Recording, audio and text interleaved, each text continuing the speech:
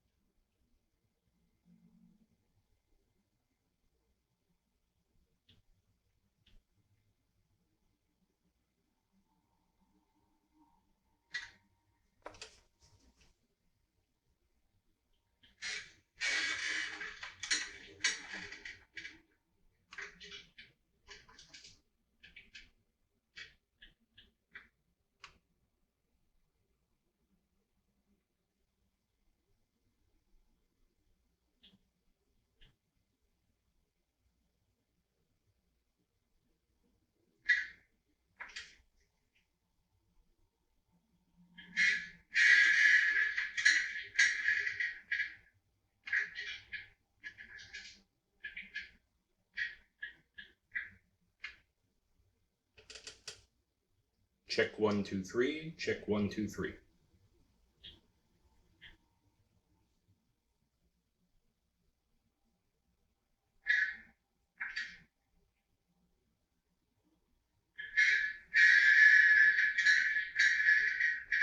Well, that's horrendous.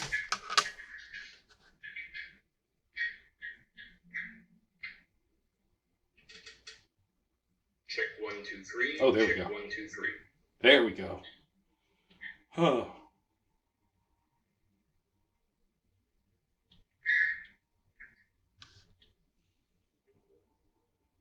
Okay.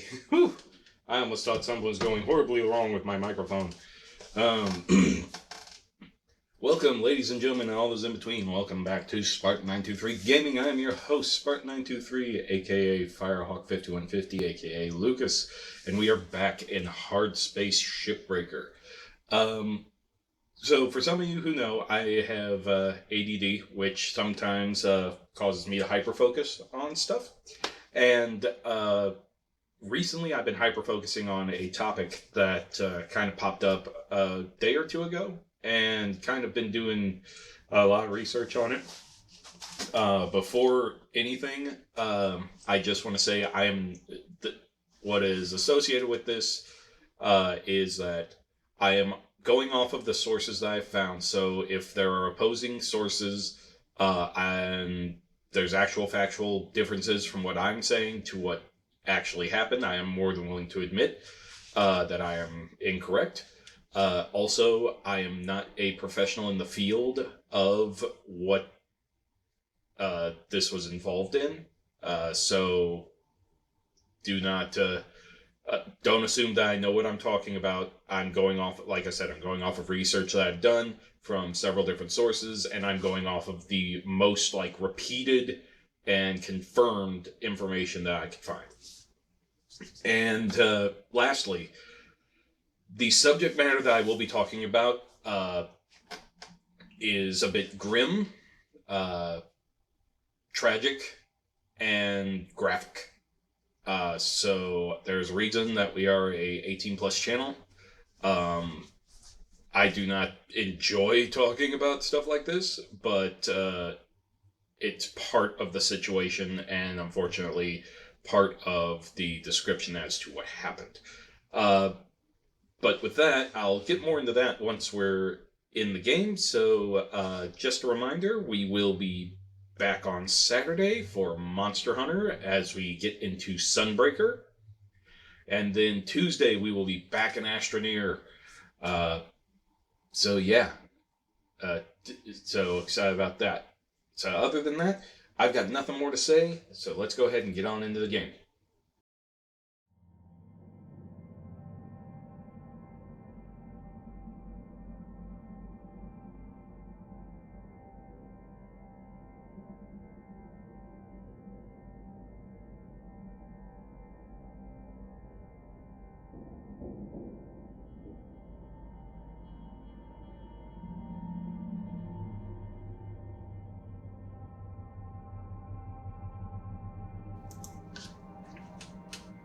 Okay, 1, 2, 3, 1, 2, 3.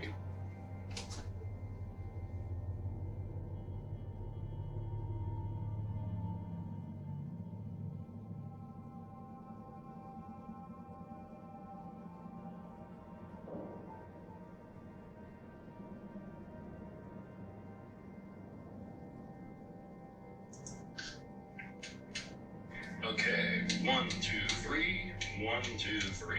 Perfect. Everything is sunk up, and we're ready to go. Okay, so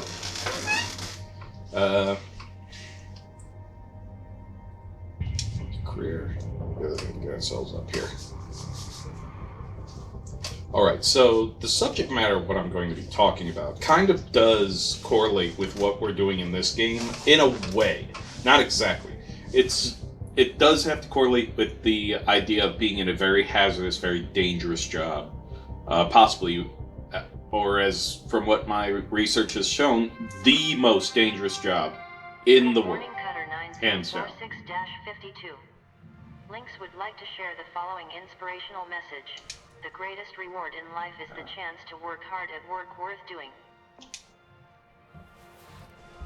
Okay, so what the job is the dangerous and very high-paying job of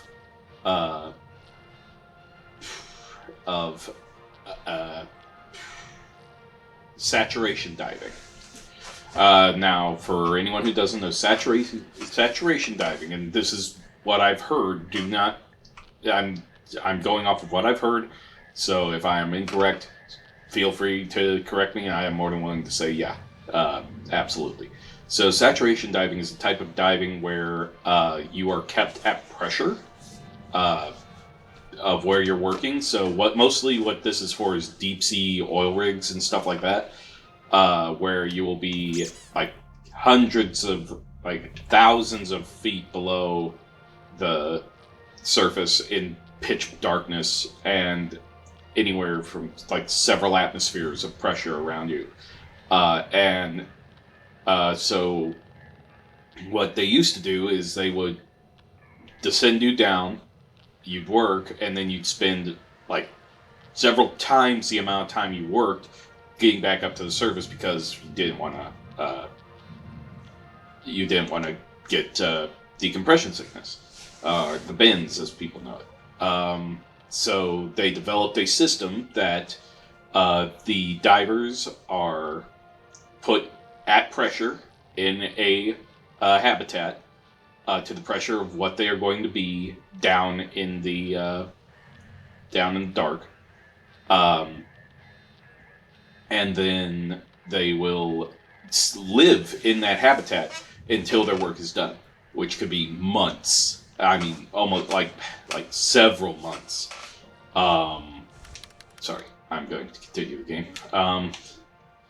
And it's a very dangerous job in the sense of what could happen, because I'm sure all of you, or most of you, know of a phrase called explosive decompression. Well, that's what we're going to be talking about, because this situation took place on not an oil rig, a gas drilling platform called I think it's Byford Dolphin, a drill platform. And what had happened, and you can look this up if you want, but I warn anyone who looks this up,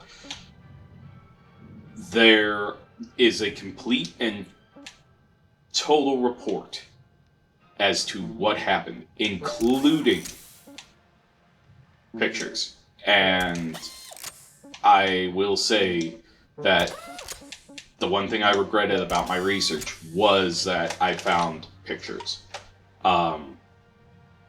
I do not delight in any type of visceral or graphic imagery.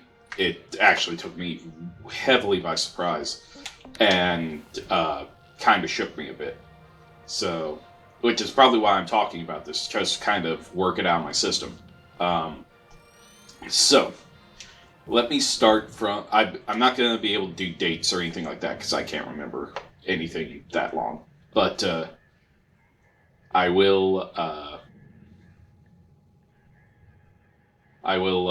try to continue as best I can with what knowledge I have. So, what was happening was there were, I believe, 6 people involved in this. And there's routine maintenance going on. A group of workers had just come back from a 12-plus hour shift. And there were 2 people already in the pressure vessel that they were Happy in. morning, folks. Saw some sloppiness yesterday, but I let it slide. Hope I don't see more today. I don't like this guy. Well, aren't you all a quiet bunch? Weaver, you're unmuted, by the way. Thank you, Hal. I'm aware. No sage words of wisdom for the team? They know what they're doing. You know, Curzon, if you hit those quotas, I might see about giving your comms privileges back. Once a week only, of course. I'd like that. Yeah, well, need to see those results first. Alright. Okay, so now the top... Heck, folks, Oh. you're really taking this job seriously. I love to see it. Remember what we say, Kai? Avoiding chatter makes profits... what? Huh? It makes profits fatter, right? Right. Well, I like this. My little group of busy bees. No fuss, just salvage. Keep it up. Hal out. I don't like this guy at all. Anyway, so, now, sure you're going to wonder, how does this apply to Shipbreaker at all? Oh, it will, and I'll explain in a minute. Because this rig had been running for, like, since the 70s? Credit applied. And kind of had, from what I've heard, kind of had outdated procedure. Well, not procedures, but equipment that had been updated at the time of this incident, which is 1983, I believe. Yeah, this happened in 1983. So that was 5 years before I was born.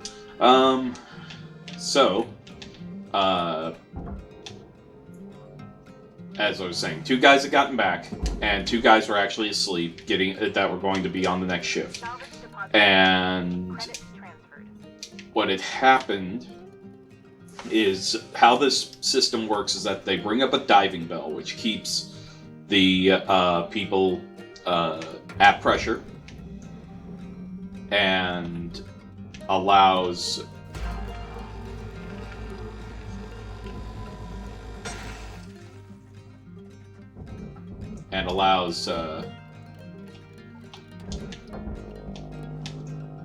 everyone to and allows them to stay at pressure without suffering any ill effects.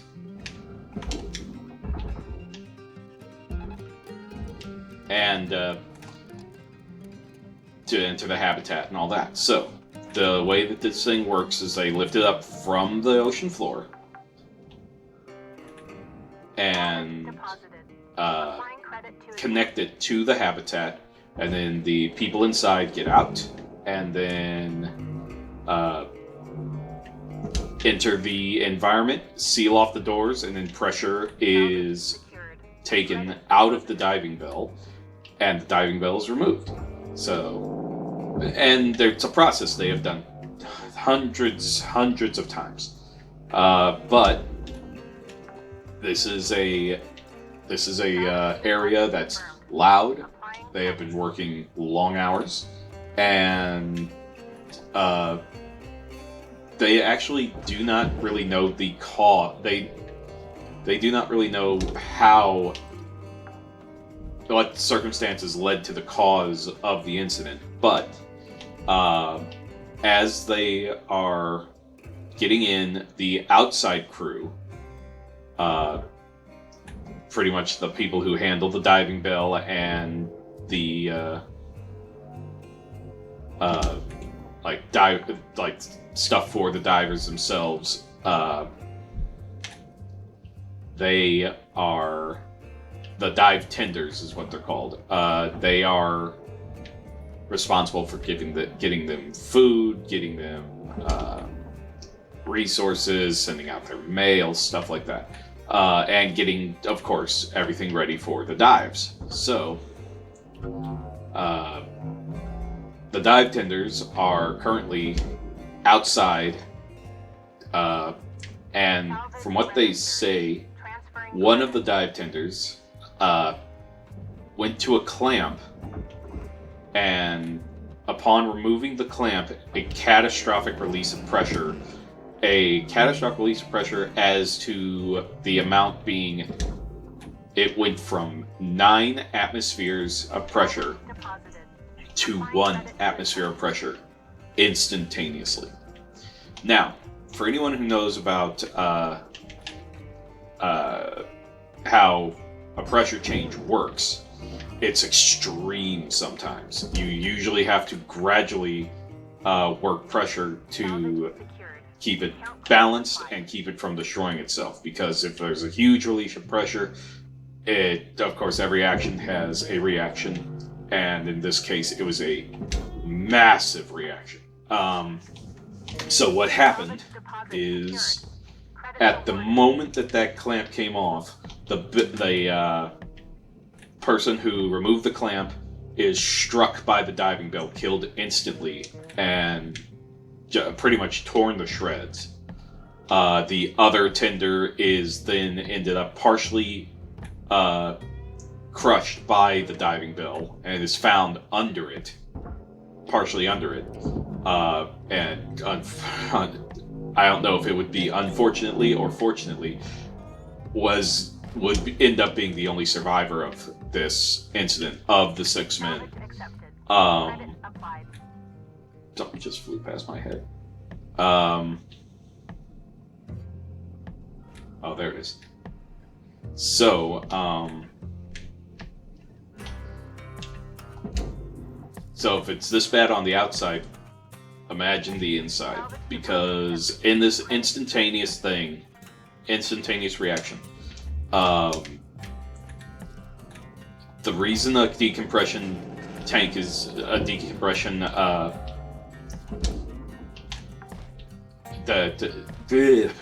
me try again.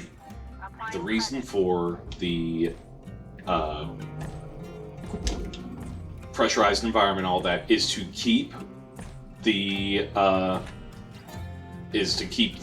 people from developing decompression sickness, which is a increase, which is usually caused by a rapid vaporization of nitrogen in the blood, which can lead to seizures.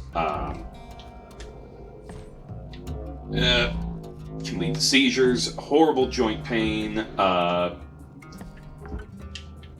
bubbles in the blood, and death, even paralysis. Apparently there was one story where a guy came up too fast and a nitrogen bubble formed in his spine and he's been paralyzed from the waist down.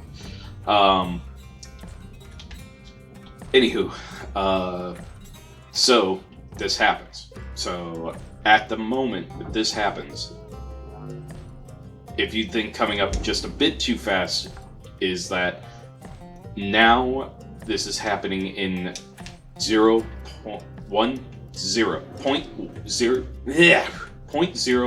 of a second. In 0.01 of a second, the three of the men inside are instantly dead. Actually, all 4 of them are instantly dead. 3 of them, their blood boils instantaneously as nitrogen vaporizes in their system. This causes a massive production of fat to develop in their blood vessels, and they are virtually rendered unrecognizable. As for the fourth man, who also did die instantaneously, unfortunately was heading to seal the door at the time the clamp was removed, and due to the rapid decompression, the door between it was open, like, I think 2 feet, 5 minutes left. but it was not fully open. How you use them is entirely up to you. It We're out. was not fully open. So imagine anything you've seen in sci-fi where tiny hole, tons of pressure. From what they say, the man was dead before this happened, but he was pretty much pulled through a small, I think they said it was a matter of inches opening, and to the point of which they found parts of his body on the derrick, on the platform deck. They said they found a portion of his intestines, his, I believe one of his limbs, and part of his spine on the actual outside on the deck of the platform. Inside, they said that they found several of his organs just looked like they were perfectly surgically removed. And the rest of him was just dragged through a small opening and pretty much crushed during the same time. A very horrendous way to go, honestly, but apparently they said that the decompression had probably killed him first before that even happened. And they said it was the most horrific yet painless death that could have happened. And that really does not give me any type of in all honesty, all I can do is hope it was quick. And I hope it was painless. Because the idea of feeling your whole body just ignite, so to speak, and all of your internal systems just pretty much solidifying due to a fast flash reaction, I don't even think the brain could comprehend it.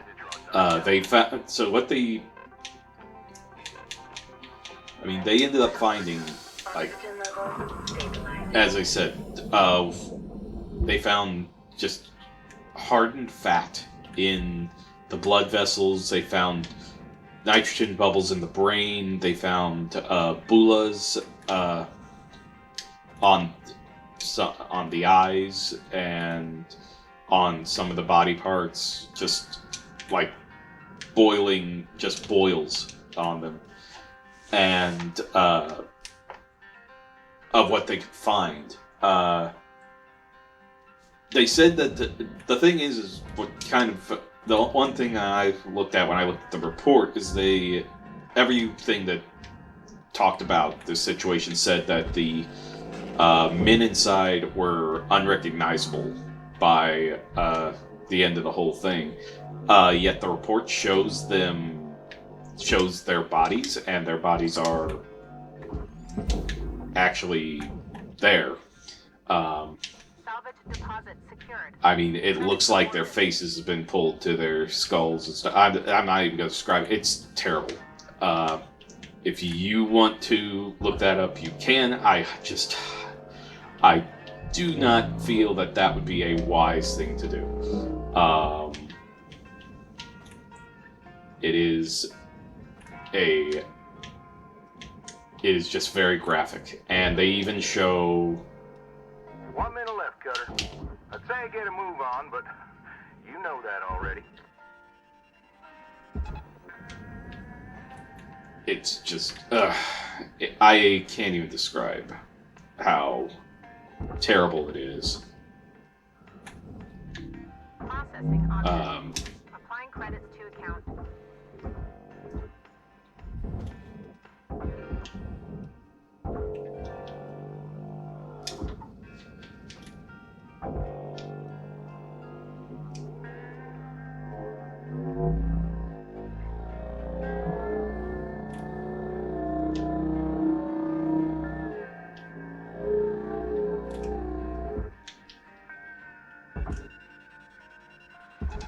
Get in there. So yeah, was not a good thing for anybody in that situation. Only one man survived, and even then, he had his spine broken in 3 places, he had his neck broken, and he was very much crushed. So, unfortunately. I really don't want to go into further detail as to how these looked after. If you would, I'm just going to say this because I don't want anyone like trying to like. I do not take enjoyment in talking about this because it actually was very disturbing to read into. But the full report is accessible with the documentation and pictures and all that. And I'd say if it's something you want to look into, you are more than welcome to. I won't stop you, but I will say it is not for the faint of heart. It is rough, very rough, and very graphic. And just imagine that situation. It's terrible. It's absolutely tragic and terrible.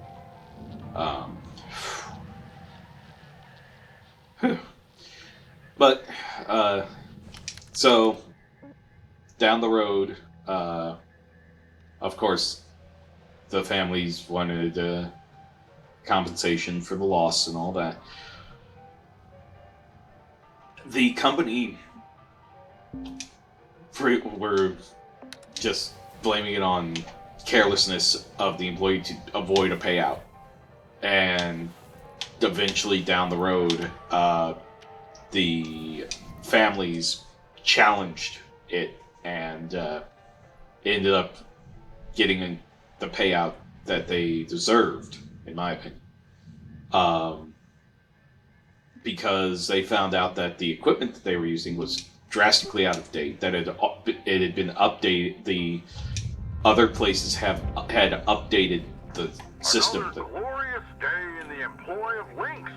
Aren't we lucky? I can hear the tension out there. Look, adversity is the forge of discipline. I get it. Punishment smarts, but you'll be better for it. I hate this guy. Well, listen. The real people to blame anyway are the agitators.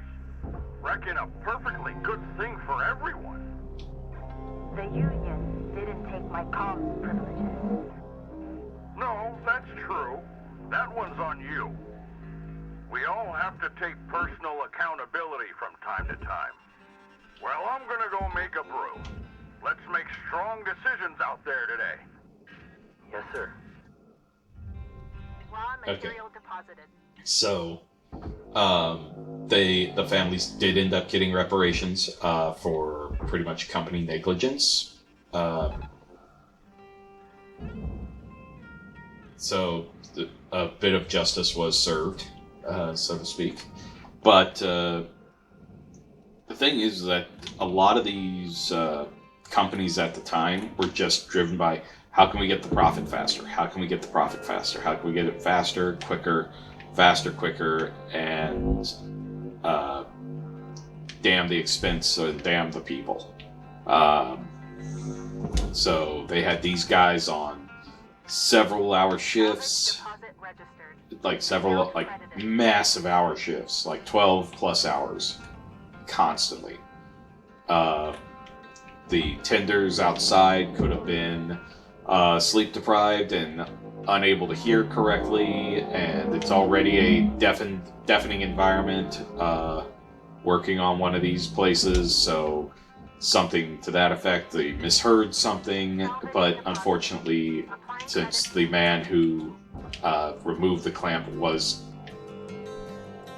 lost, they would never be able to find out exactly what caused him to do that. So, unfortunately.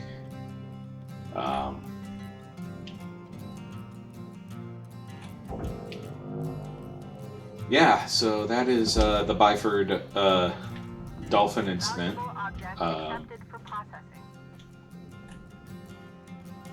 Not something I usually talk about much, but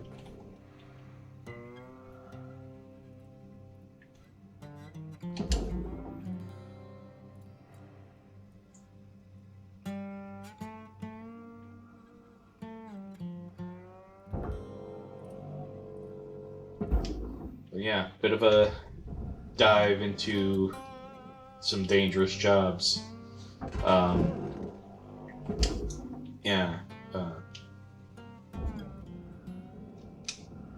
Submergent, that type of diving is very, very dangerous from what I've read. It's just working in pitch black by yourself. Just dangerous as hell. Not for the faint of heart.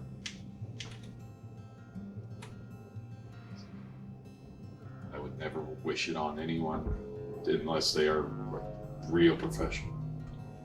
Saturation, yeah, saturation done.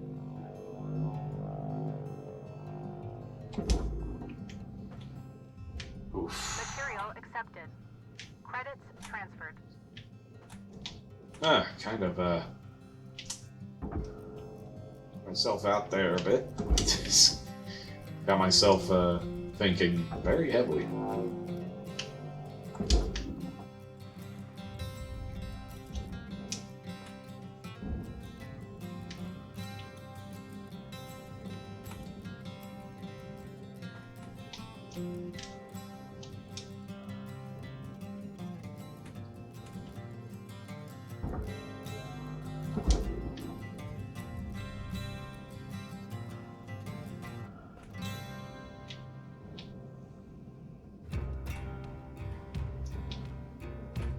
Alright, let's see if we can cut this thing.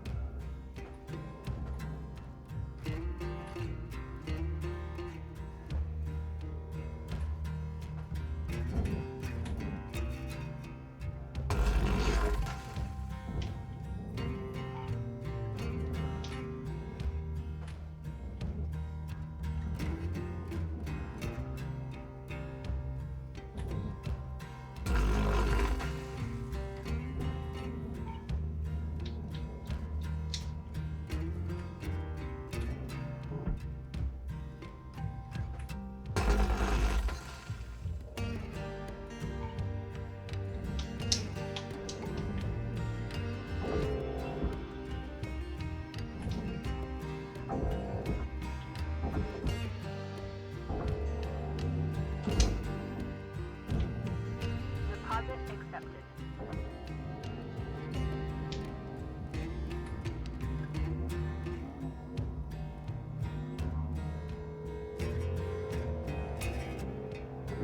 Okay, so I'm sure here's a question. What gets someone to just start wondering about a traumatic explosive decompression incident?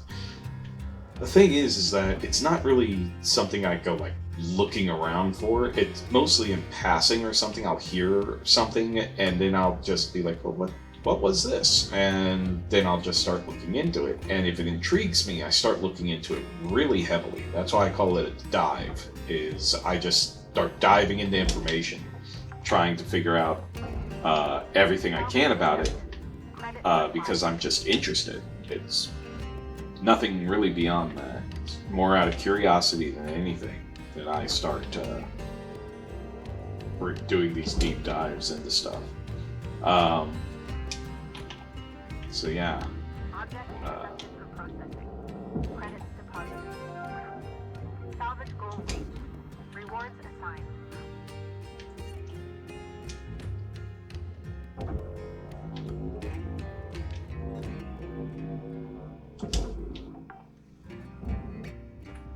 Salvage deposit accepted. Credits transferred.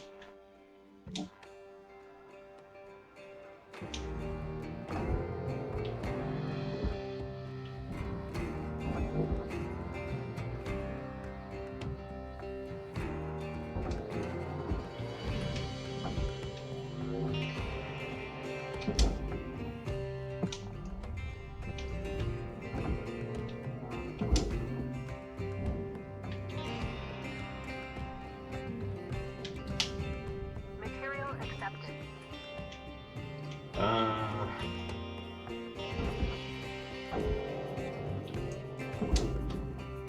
And I've also been watching these guys called, I think it's called Dive Talk. They actually like review like they're professional cave divers. Well, recreational cave divers is what they call themselves. And they review videos of like incidents that happen that involve diving or something like that. And the way I found them was I was actually kind of in a deep dive of Chernobyl. And it talked about someone saying diving in Chernobyl reactor, and I'm like, what the heck? It's a bunch of these Ukrainian guys just going and just being dumb. In my opinion, pretty dumb. They pretty much go to Pripyat and just start. Number one, there's a culture with Chernobyl called stalkers, which are people who live in the irradiated zone, and oh shit, to show that people can live in the irradiated zone, and so people are like, and they're trying to stop another type of stalker called marauders, which are coming in there and stealing like metal and wood and selling it. It's radiated. So these marauders come in like, I don't care if it's radiated, I want to sell it for money. So they go in, and the stalkers are like trying to preserve Pripyat and even like restoring Pripyat. But these marauders come in and just want to profit off of the area. So yeah, it's a bit interesting. But these guys come in and are like, we are going to go dive in reactor. And first thing that I remember is that the reactor they didn't fill the reactor with water, because the reactor was so hot that water vaporized instantaneously when they tried to cool it down. That's why they had to bury it under a bunch of boron and sand and concrete. So there is no water, as far as I know, in Reactor 4. But then they come to find out that they're actually going into the reactor building 5, which never was completed. But they're talking like, oh, we could sneak our way into the reactor from an underground tunnel. and they show a picture of where Reactor 4 is and Reactor 5 are as far as distance goes. And I tell you, I looked at it, I'm like, there's no way. I mean, but then I was like, oh well, Disney has a huge network of tunnels. Why wouldn't a Russian nuclear facility have underground tunnels? I mean, come on.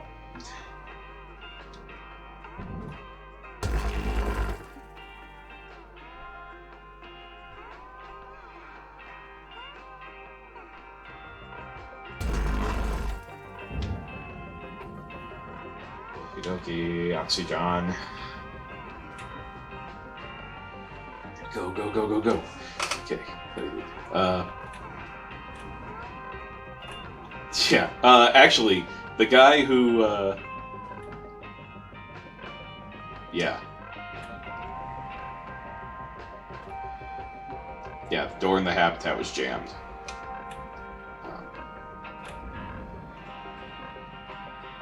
But, so as I am being corrected by my lovely wife, the hatch door was jammed open, and the fourth victim was dragged through that opening, which tore him apart, tragically. And as for the Ukrainian boys, they have a... I don't know how to describe it. This is something I would never, ever think would be a good idea. They decide to do the most Looney Tune thing, where they took like a fishbowl and a bike pump and some like fish aquarium hose, and decided to say, yeah, we can breathe underwater with this. So that was our first attempt. Of course, you could guess what happened. It didn't work. Fortunately, no one was hurt.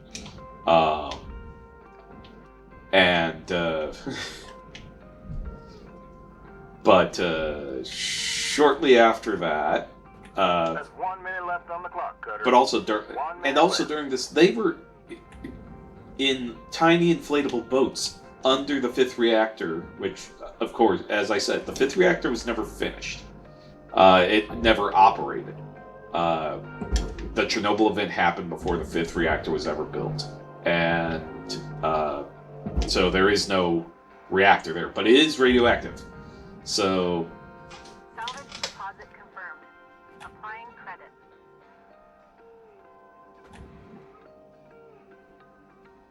yeah,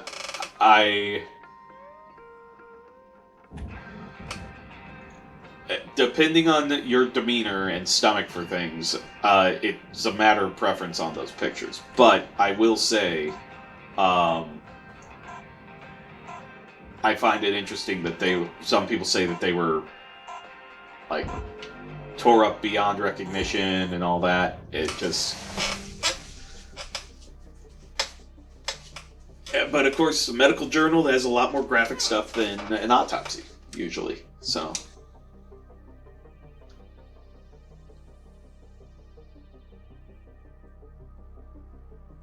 But, I mean, the one thing that really bothered me about it, Meg, is I think you'll know what picture I'm talking about is what they found, like the particular tissue they found of crewman 4.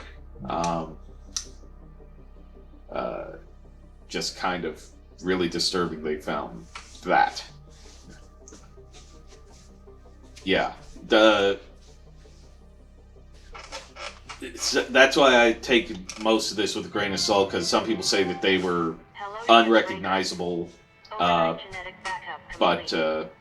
Pattern deviation nominal. it all depends. That could have been a dramatized story on that point, but long and short of it, they all died, and well, except for one. But and yeah.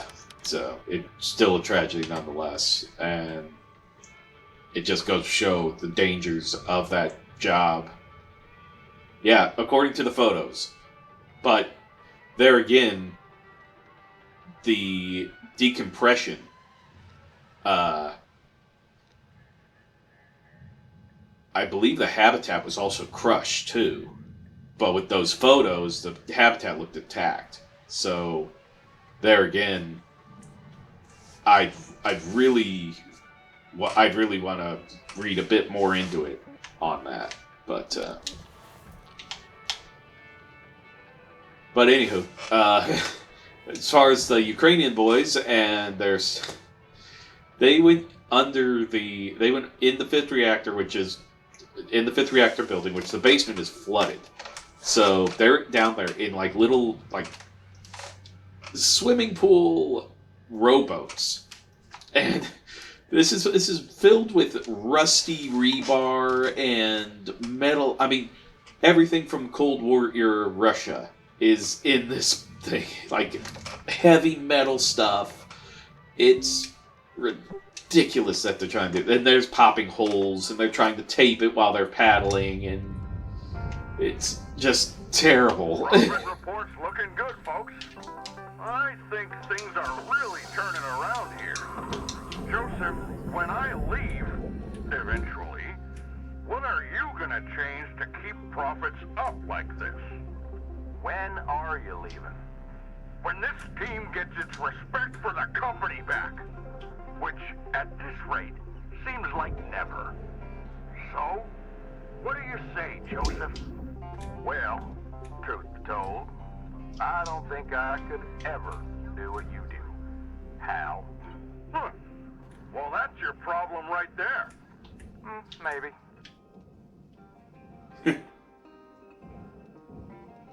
Anyway, so continuing on. So, these guys do that. The first attempt was this one guy goes in with a gas mask.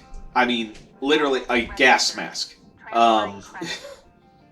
Like Soviet issue gas mask, and he thinks that will allow him to breathe underwater. Surprise, surprise, it doesn't. Then it was the fishbowl and the aquarium hose and the bike pump. That didn't work. And they wrapped him in cellophane. The first time it was a gas mask and a heavy raincoat. And then it was cellophane. It was cellophane, a fishbowl, and a bicycle pump, and aquarium tubing.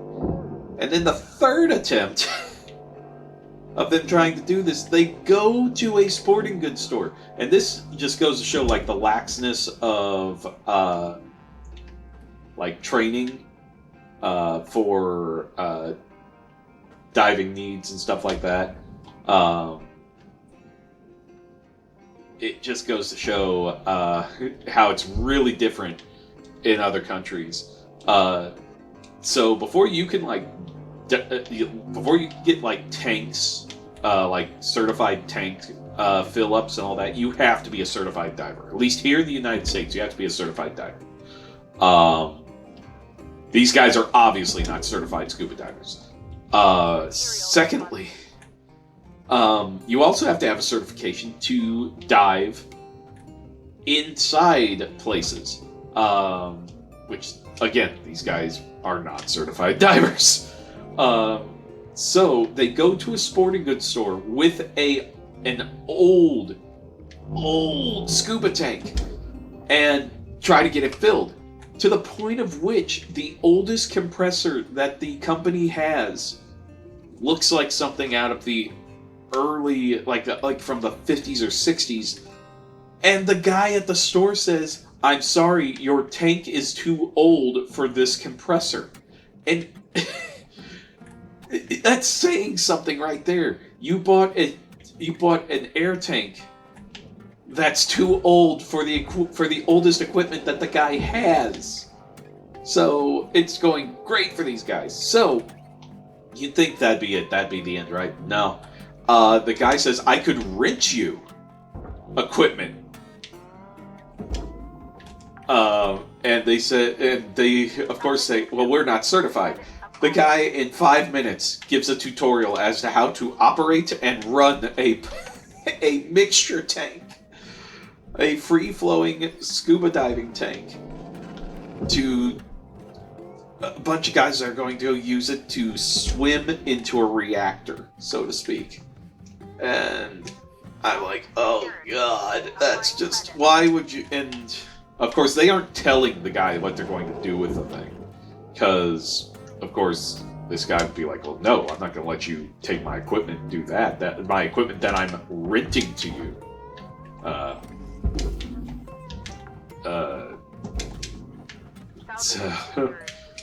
But they, of course, and the thing about these guys is they go in. Apparently, one of the things these guys do is they love to go to Pripyat and just live there. They like sneak in generators and food and couches and stuff like that to build up a home in like old apartments that are there, and try to live in the exclusion zone, which is technically illegal. There is also a fine now because of all these squatters that go and live in Pripyat. There's a fine, like like $1,000 or so. But these guys, because it's some type of cool thing to be what was I calling them? I forgot what I was calling. Not a marauder. I forgot what I was calling. But anyway, to live like that, it's like a thing for. It's like kind of this cliquey thing to just be like, yeah, let's go be stalkers. There we go. Let's go be stalkers in Pripyat, live in Pripyat and stuff like that. It's kind of like what the young men do. The whole term stalkers is based on, I think, off of a movie or a video game. Because that's what they call people who were like living in Chernobyl after like nuclear war or something like that. I think I almost got this clue. Credits awarded. But anywho, so these guys go back with an actual free flow scuba tank, and they get one guy to come in. So the guy who was part of the first two attempts, he's still there, but he's not diving. And the only reason that the other guy did is he died. The last time he went diving was like a month ago from the time that it was recorded. I really just. I'm mostly watching this out of the pure curiosity. It is not funny. It is a dangerous situation. This is a radioactive area. It's not safe, and I'm sure people are out there. There are people out there who say like, no, if they're in water, they're fine. It doesn't. Yeah, but the dust. It's the dust that's radioactive, and walking around in it is radioactive. It's just dangerous. It's a risk. And of course, I'm gonna spoiler alert, the guys live. They don't die or anything like that, as far as I know as of now, because I do know that they had to relocate due to the issues going on over there currently. But they're safe, apparently. So they go back with this free flow system, and I'm watching these diving guys like just say, okay, well, there's the problem there. They froze their system because it's too cold. They have completely just. They're completely just. It's cowboy. It's just the Wild West of crazy. And yeah, that's all I could really say is like, these are a bunch of guys just going out and saying, yeah, let's do this.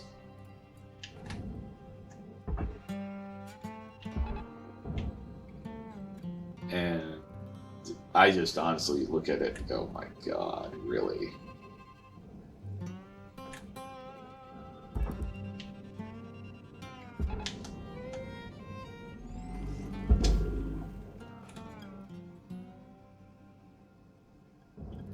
wonder if I can cut this.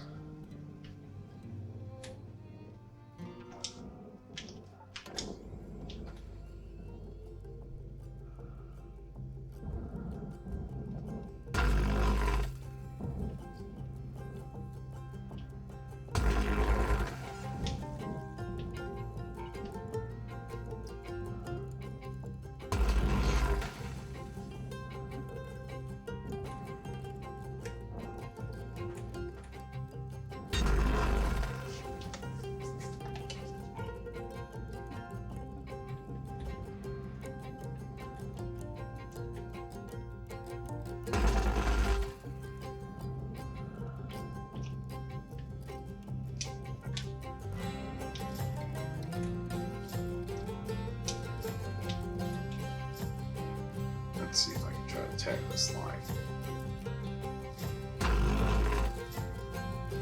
Gunner, 5 minutes remaining in this shift. Get in while the getting's good. Weaver out.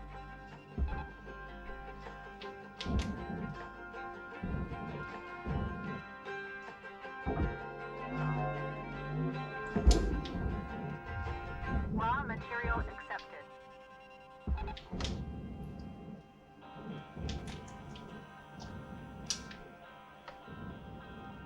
Where are connection points?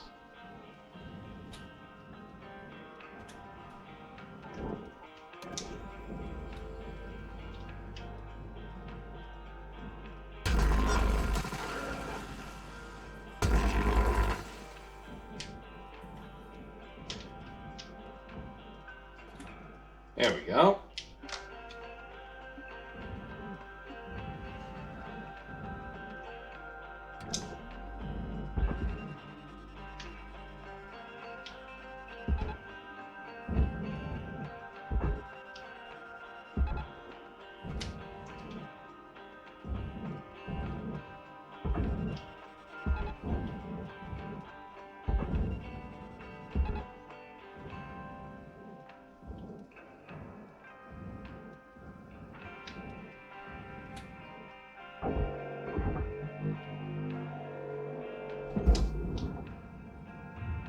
Material deposited.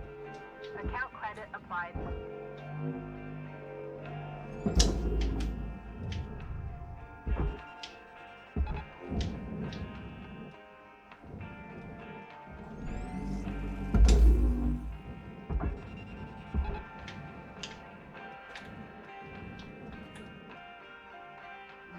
But, so a guy goes in, and he goes underwater a few feet, but he also, like, silts out the whole thing. It completely gets covered in silt, and Warning. Oxygen reserve just low. Links running. becomes, like, the most dangerous situation ever.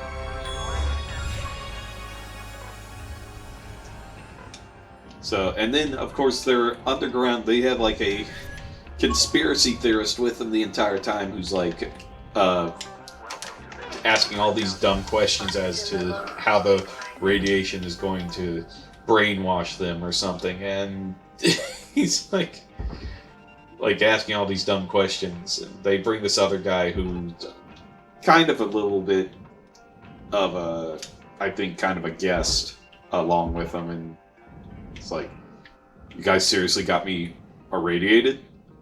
Oh no, like, seriously? Yeah, like, I mean, he wasn't American, he was, I believe, Ukrainian as well. But, yeah, it was kind of nuts to watch. I'm like, you are going to Chernobyl, and you never once thought you weren't going to get radiated? Long and short of it, they never got into the thing. They did come back with, like, a drone, underwater drone, and tried to do that. It didn't work. They ended up freezing the drone. And they did go and get tested for irradiation, and they had slightly higher levels, but nothing dangerous. So, yay for that. They survived. They didn't die. But, yeah, it's just, some of the stuff I find is so weird. There we go. Look sharp, Catter. 1 minute left on the clock. Yeah, and my shift is done. Material accepted. Yay!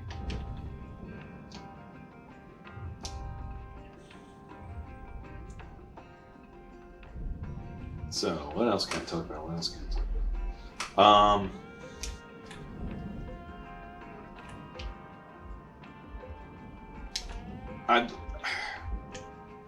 I'm really not a professional in any of the stuff that I talk about. Welcome to Vendatron 9000. Thank you for your purchase. Thank you for your purchase. Thank you for your purchase. But, I mean, I like talking about stuff that I've heard about. I mean,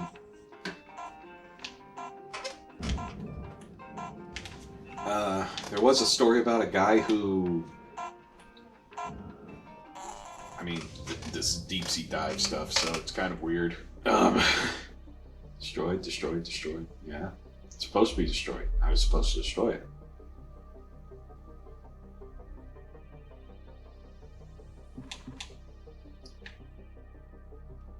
All right. End shift. Oh, we have 8 people watching. Hey, everybody. Say hi. Subscribe. Greatly appreciate it.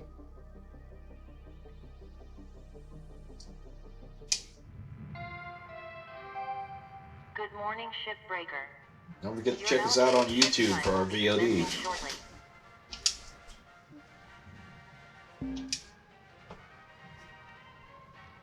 Playing Hardspace Shipbreaker. And making our way in the world today. Not singing. Not gonna get remixed by Clay again. Yeah, you never did get your episode up, buddy. I was waiting to watch that. If you're still here.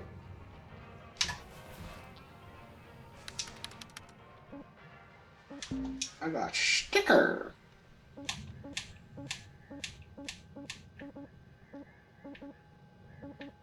It's the mini me sticker. It is.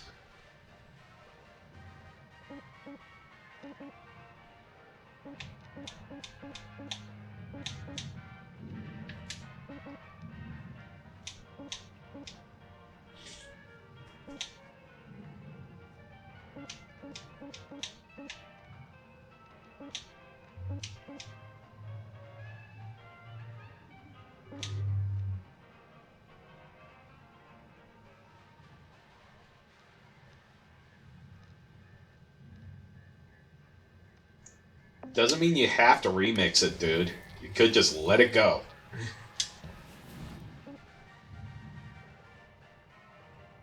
That one's done.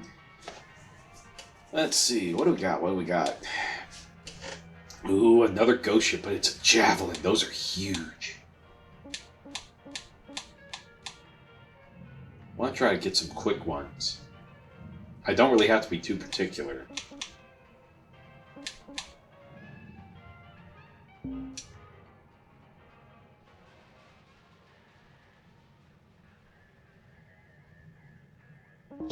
Yeah. Maybe lower profit, but I can cut up faster and get more ships done.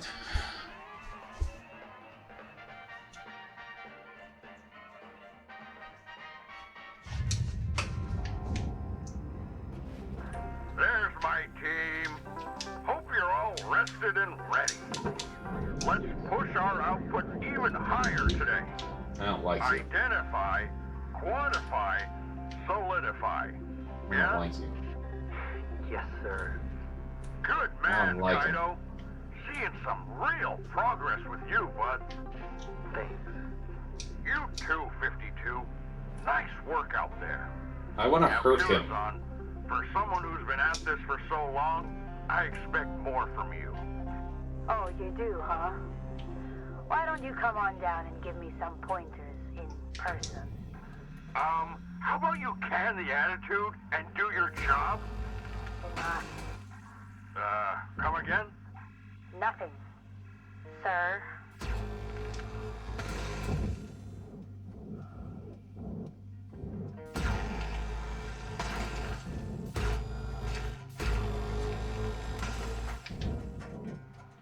That's something we noticed with the little guys. He likes watching this game, mostly for the music and the shiny stuff. Seems to really like the cutter.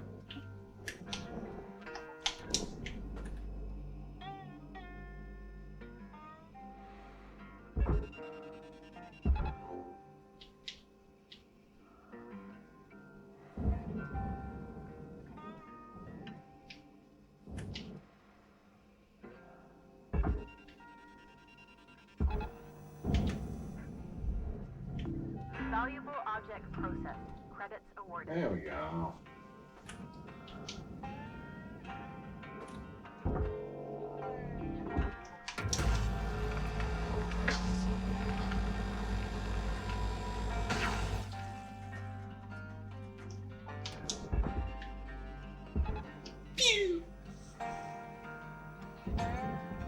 Oh, it's got two.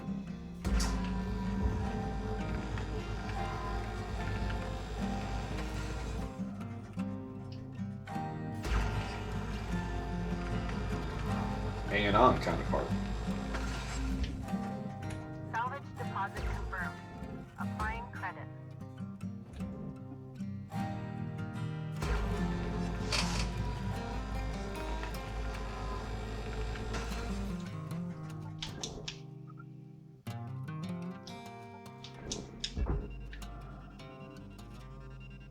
Yeah, down there.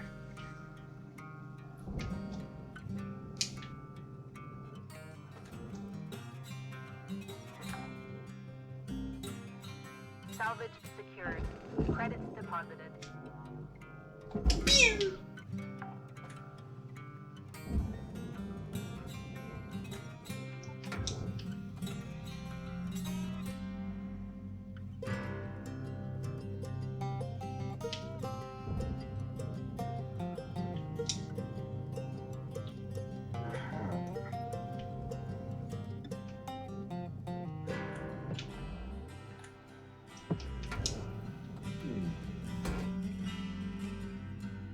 Got a bad feeling about this.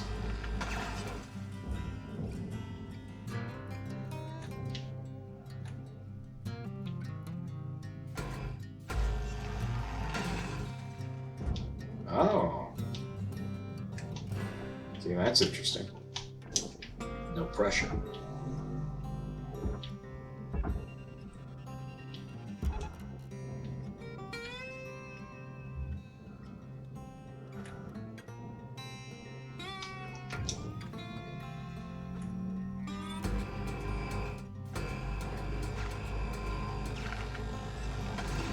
Object processed.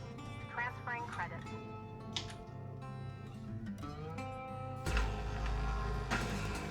What else can I talk about? Something else I was researching was a story about a bear that attacked a Japanese village. If that's of any interest.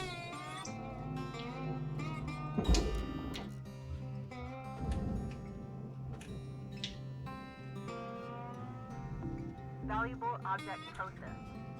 Credits deposited.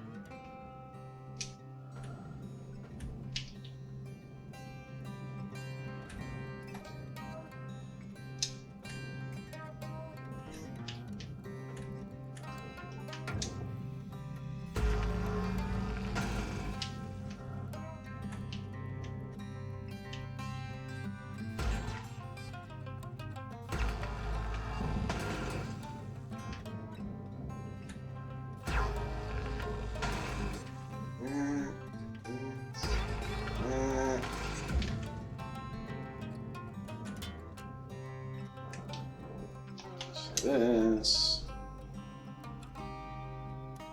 chunk, chunk, chunk, chunk. Processor deposit accepted. Credits awarded.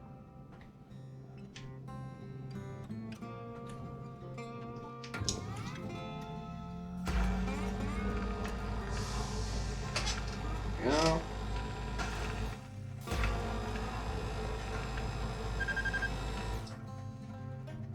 gun was heating up.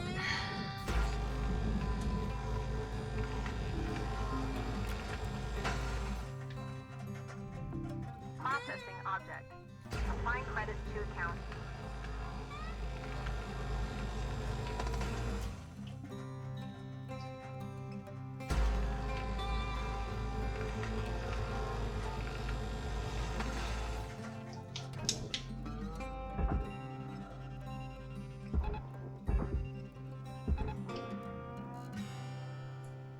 There you go.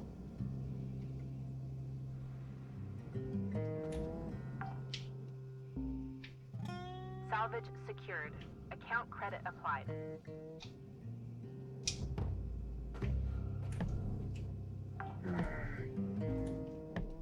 Salvage accepted. Credit applied.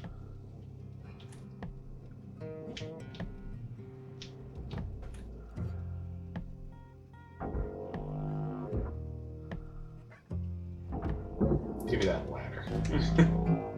You don't deserve this ladder.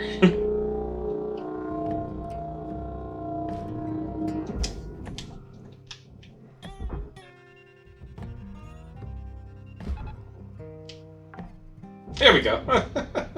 Salvage deposit. I didn't really think that would work. Applying credit. Alright. What else do I have to talk about? I actually thought that would have been able to talk about the Byford Dolphin incident a little bit longer than I did, but it's actually a pretty direct story.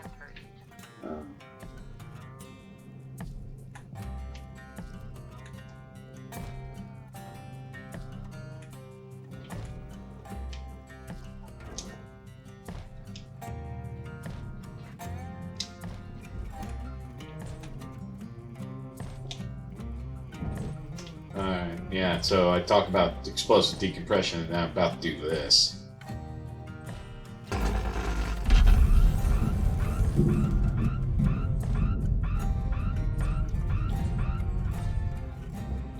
Ooh, stuff. Come here, friends.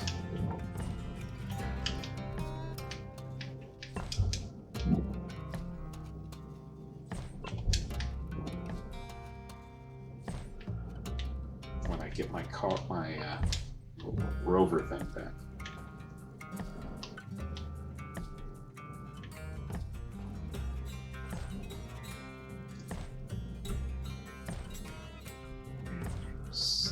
Class 2 reactor. Sure.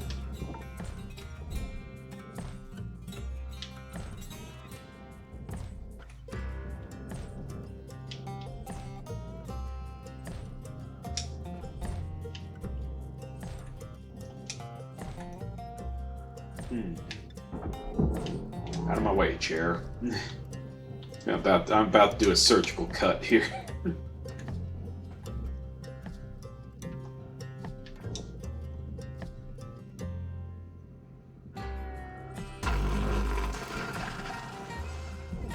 Oh. That was interesting.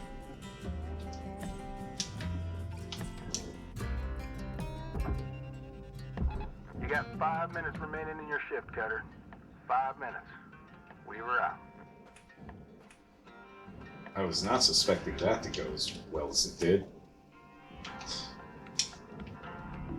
Valuable object. 5 minutes means my oxygen's about to be low.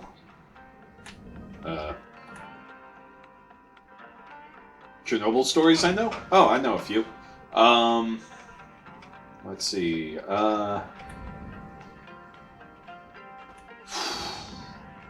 Chernobyl.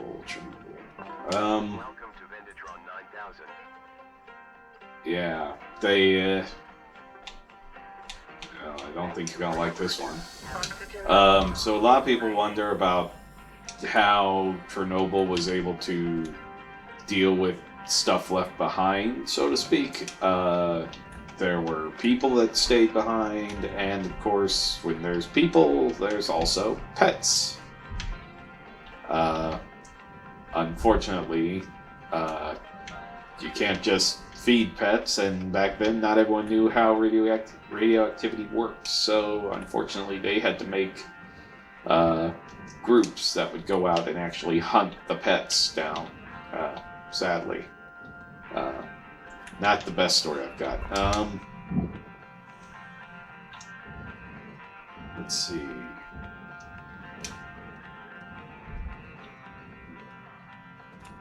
That one may not be the. Chernobyl may be a topic that everyone's heard most about of what I could bring up.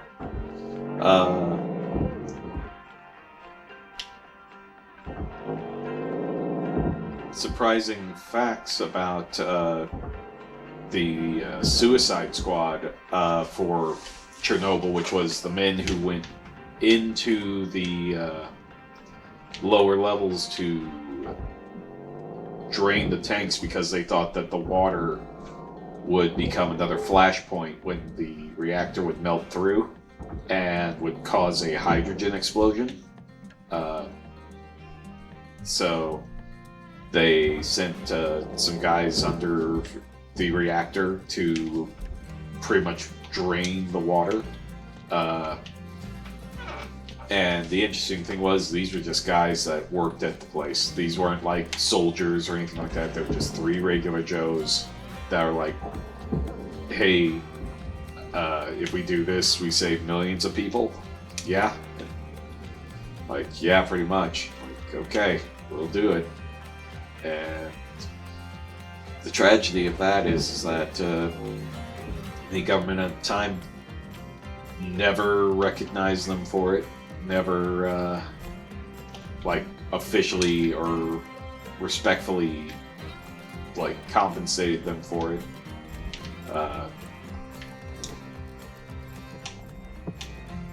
But these guys went down in the dark with very little equipment and just like, it was pretty much pitch black. And these guys are going off of touch and whatever they can get from the few moments of light they could get from a flashlight. They kept dying, and they happened to find their way to it, drain all the water, and get out before it would be too late for 1 minute till the yard goes dark. them to stop the pretty much the corium that was bleeding into the rest of the facility. And surprise, surprise, all 3 of those guys lived. They lived very long lives. None of them died of cancer.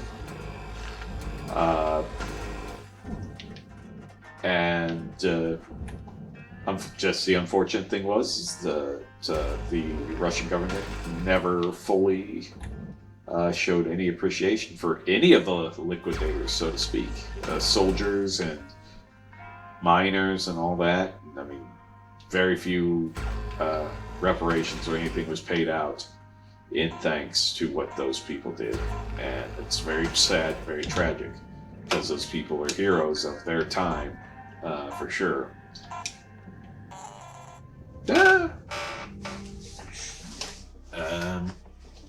What else do I got?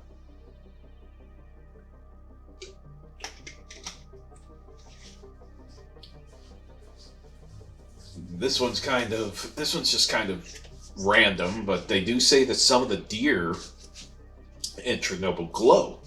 I'm not sure if that's factually true or not, but they say that they have seen deer that kind of have this eerie kind of bluish glow around them in the winter. So, interesting little tidbit there. Good morning, Shipbreaker. Not sure if it's true or not, but who knows? They have said that the animals are adapting to the radiation. So, but in doing so, that any like deer that are hunted, that like leave the Chernobyl area and are hunted, are several times more radioactive than your normal deer. So yeah, that's Yay. Let's see what else. What other things do I got? Because I'm running out of Chernobyl stories. Surprise, surprise. There's Japanese bear attack. There's the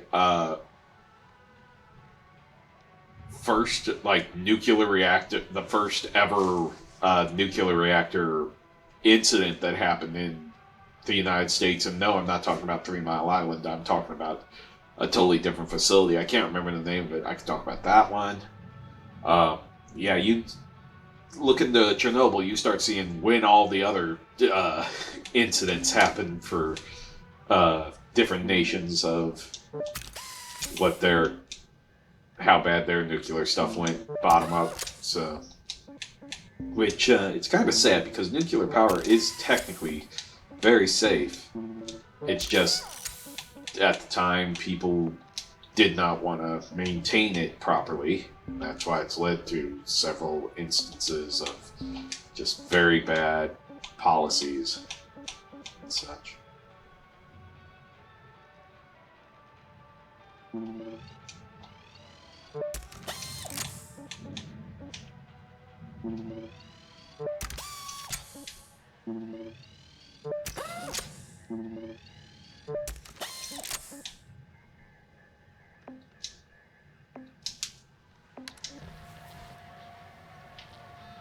Alright, back to the ship.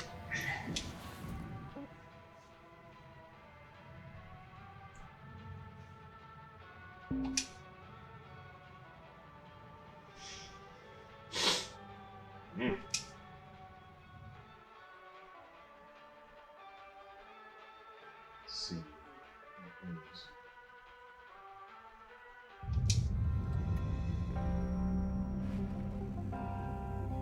Oh yeah, so those guys who did try to go under the reactor and all that other stuff, the weird guys, they also tried to find different ways of getting into Pripyat without getting caught.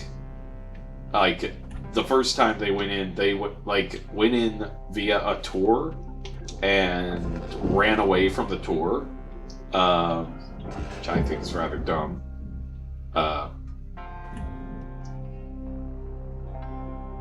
The Japanese meltdown was a perfect storm of situations that all happened at once.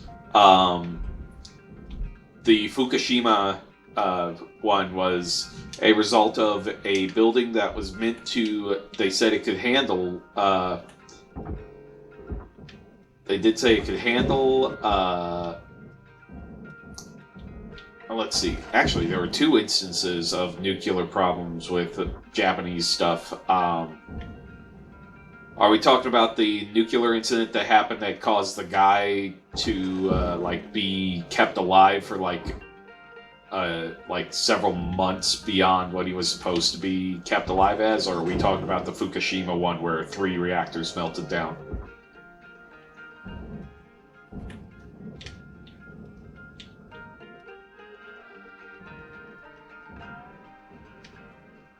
If you mean the most recent one, that was Fukushima, and that was because a earthquake and a tidal wave all happened at once, and that caused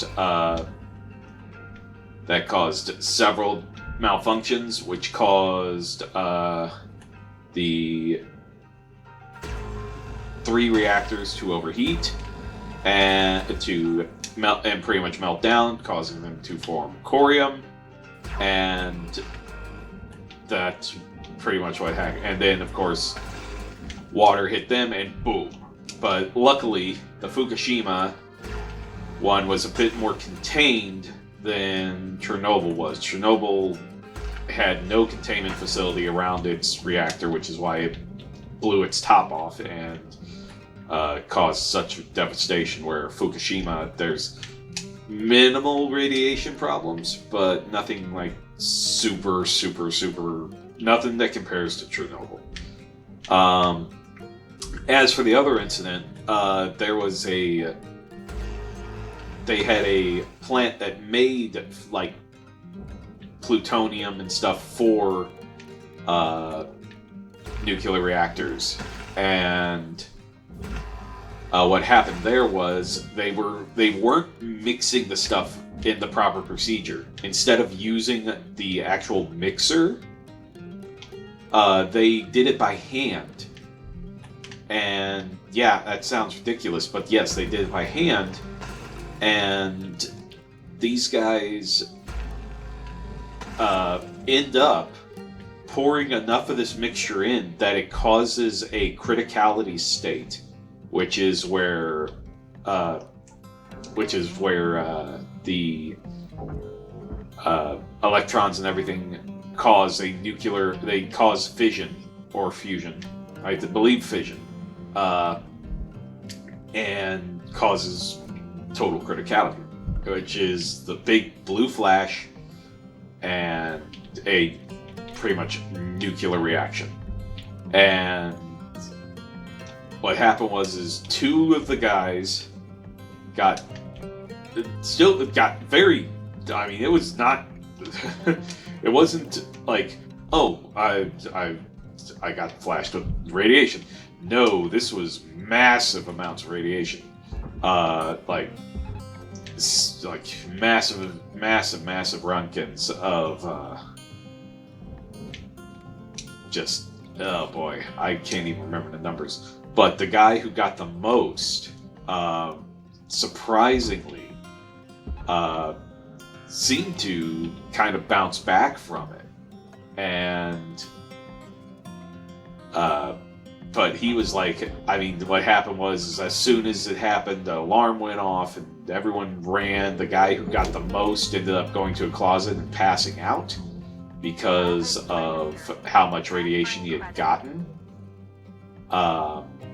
And he was found and taken into the hospital, and they checked him and they said he got this much, and he's like, he's not going to live. How is he even alive? And so and there's a lot of controversy with this. I like to believe, and I hope that this is the truth, is that the doctors had the best intentions to save this man and help him recover from what his situation was, because a lot of people say that he was kept alive to be a guinea pig. And so what happened, and from what sources I've picked up, which fairly unbiased source, and just I'm hoping that, and again, I'm hoping that their telling of this story is more true than the other stories of them saying, oh, he's now our guinea pig to see just how nuclear reactions can affect people. And so, I mean, his family's just in horrible turmoil because of this. This is like the like income of the family and all that. So, funny thing about radiation that a lot of people don't know is that it'll affect you, and then it takes a break, and then it affects you again. They call this a latency period. So what happens is that you'll first suffer from like burns and nausea and sometimes bleeding abscesses, stuff like that. And then all of a sudden, you're fine. Or at least you feel fine. And they say that is the build-up for the fall. The fall being the sudden deterioration of the entire body's system. It is not good. So what happens with radiation is that it pretty much hard resets your DNA, meaning you don't have DNA anymore. Anything that your body knew, your blueprints, they're all gone. So now your body is working with a blank slate. It doesn't make cells anymore. It doesn't make new blood. It doesn't allow you to have white blood cells. It is a very, very just horrible way of going. And so this was happening to this poor man who unfortunately got so much radiation. Just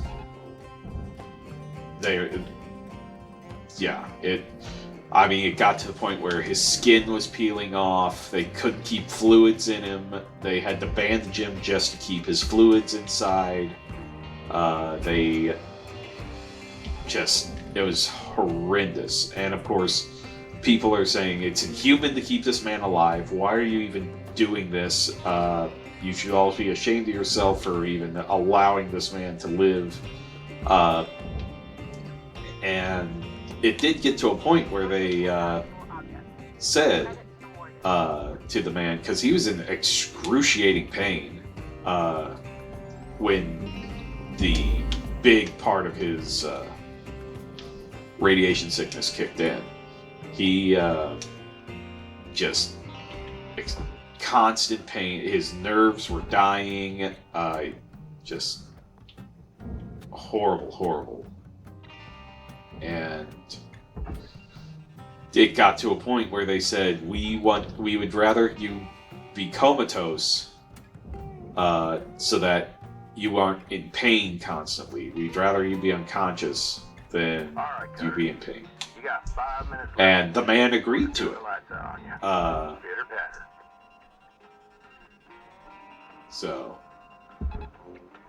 And from what I heard from the family, is they were very respectful, very appreciative of all the doctors and nurses and that were helping him, but I mean, it just became a constant thing. I mean, they were giving him skin grafts daily. They had to change his bandages like hourly. Like by the time they get him wrapped up in bandages, they had to change his bandages again because he was leaking all the fluids out of his body. And it just, at such an alarming rate. I mean, your body just can't take care of itself. And which is just, it's pretty much watching your body fall apart is what radiation does. It eliminates your body to recreate itself, causing it to pretty much destroy itself. And pretty much you melt is what happens. A very slow, just degeneration of your entire body.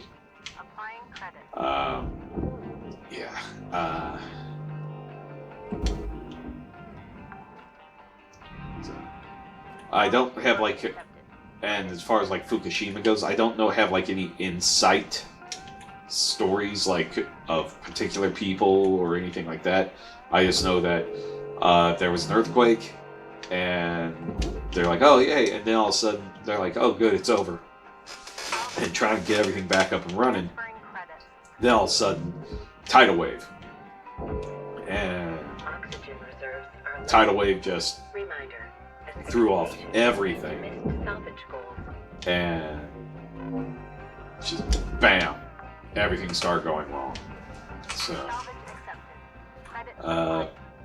but as far as the guy, he lived a very long time. I mean, and the thing is that I really don't like how some people have taken his story and have twisted it to try to villainize everyone that was involved.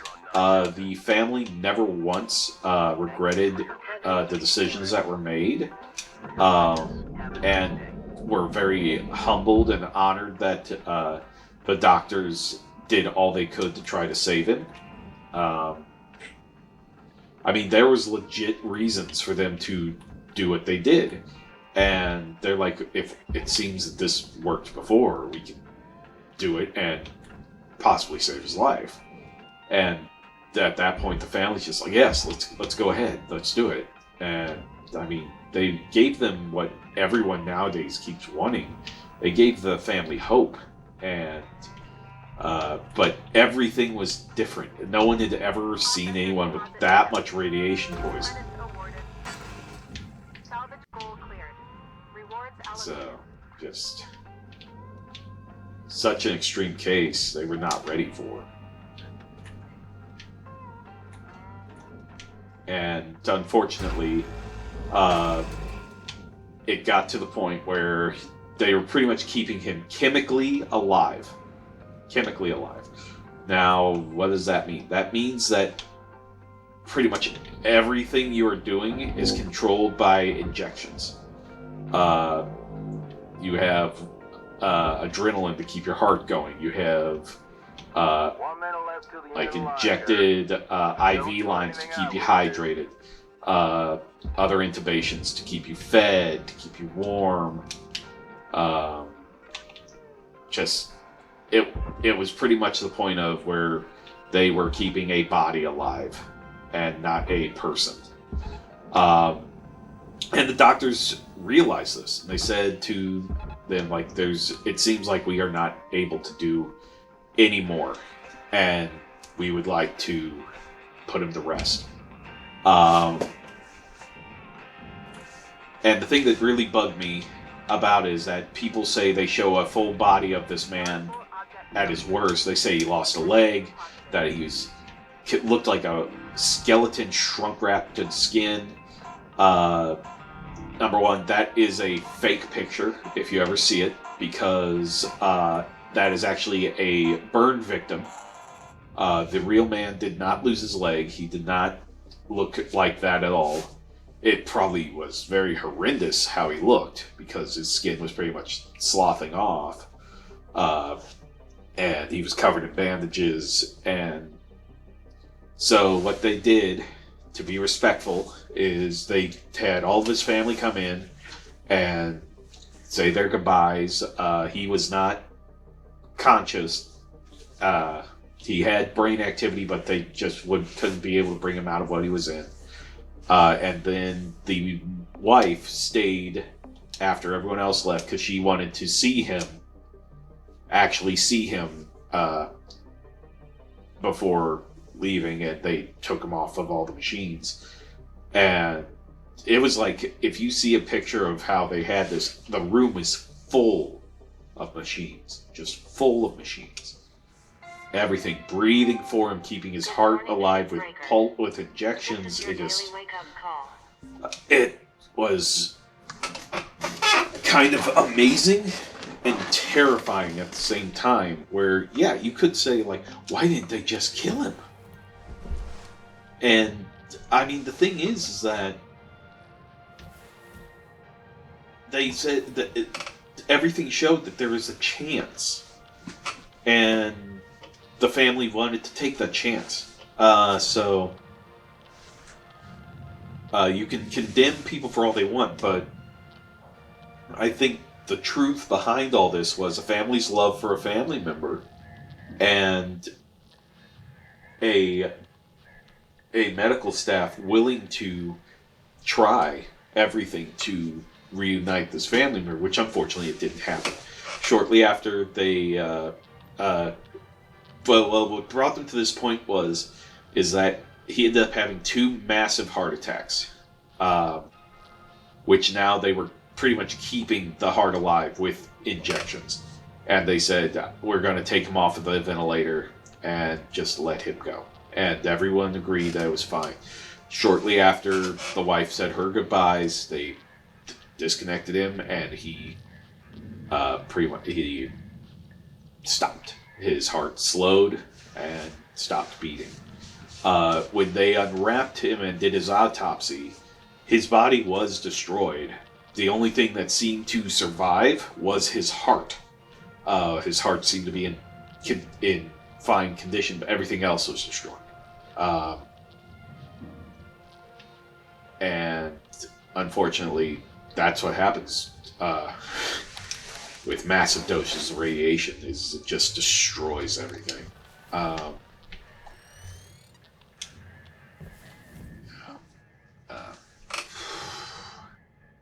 So that's rough.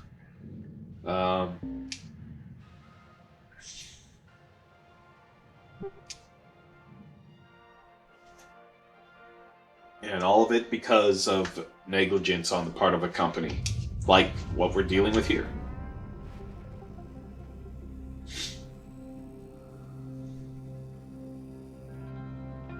Sorry, got myself a little teared up on that one because it's actually a very tragic but beautiful story, because in the background of it, there's this lovely little thing. This is why I love Japanese culture beyond anime and all that other stuff, is some of their folklore.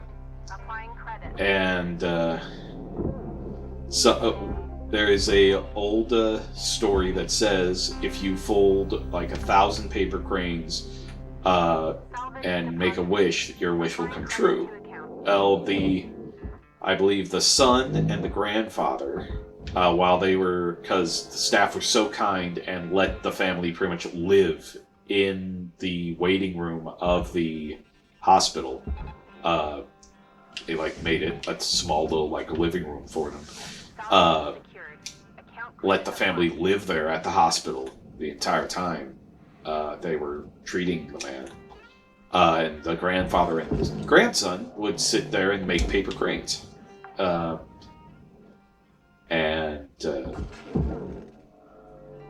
course, they didn't finish the chain before he passed away. Was taken off the ventilators.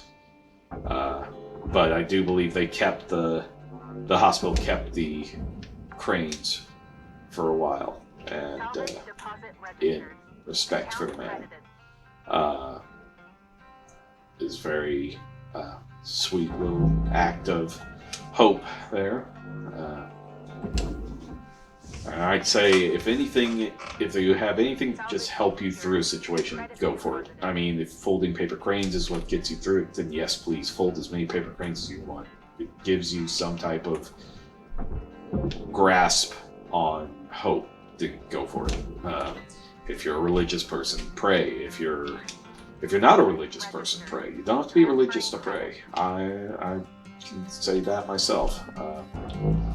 I don't direct where I pray to, but I do ask for health for my kid, health for my family, the ability to get up every day and be able to provide when I can. So, but I just don't direct it to anybody. It's mostly me and the universe at that point.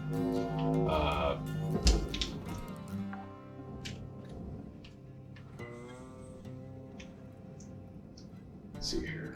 So, I did mention a American nuclear incident. Back when they were like developing nuclear reactors and stuff like that. I think this was before or after the bomb. They were trying to come up with a portable way of setting up a nuclear reactor to like power bases and stuff during combat. And this was, I think, it was out in the desert area. Was it in California? I don't know. It ended up being a really big deal in the sense of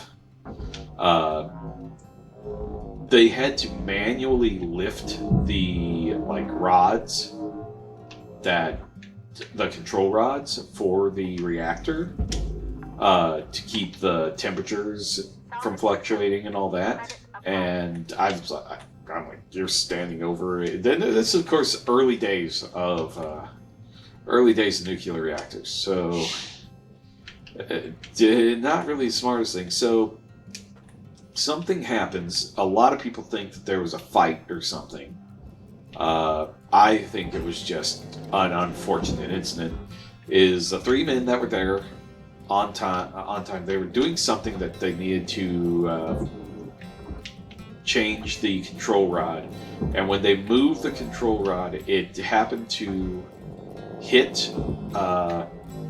They happened to just it happened to cause a reaction that caused a water tank that caused something to explode, and then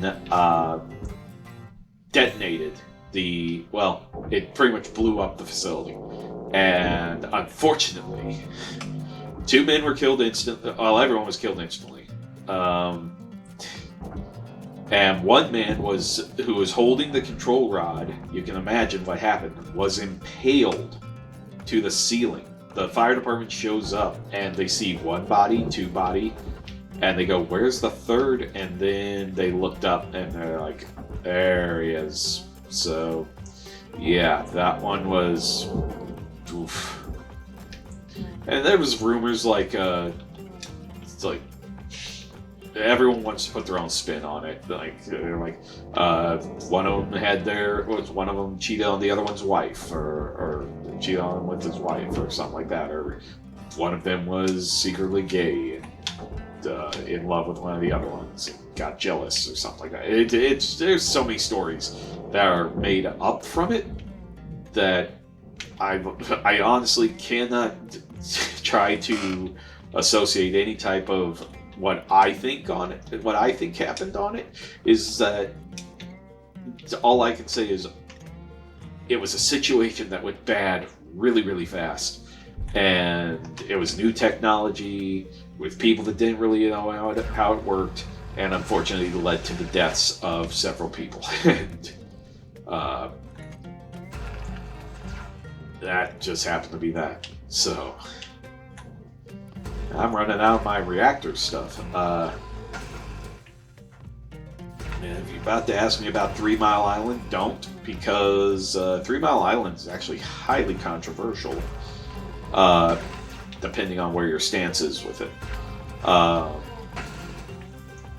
Because apparently there was like people that were trying to make people disappear because of bad business practices, corrupt business practices that benefit only a few people and not us in general. And by us, I mean us, the normal working person. Oh, I better turn these off.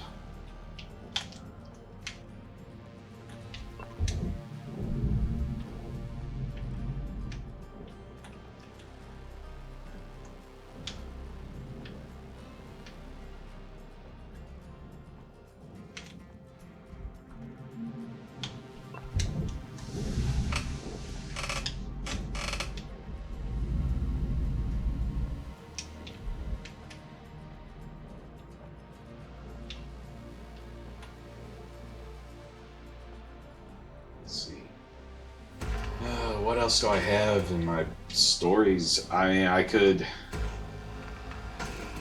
talk about the Savo lions. I could talk about Kesagage, the Japanese demon bear. I could talk about a lot of stuff. Well, whatever I have in my mind at the moment, I guess.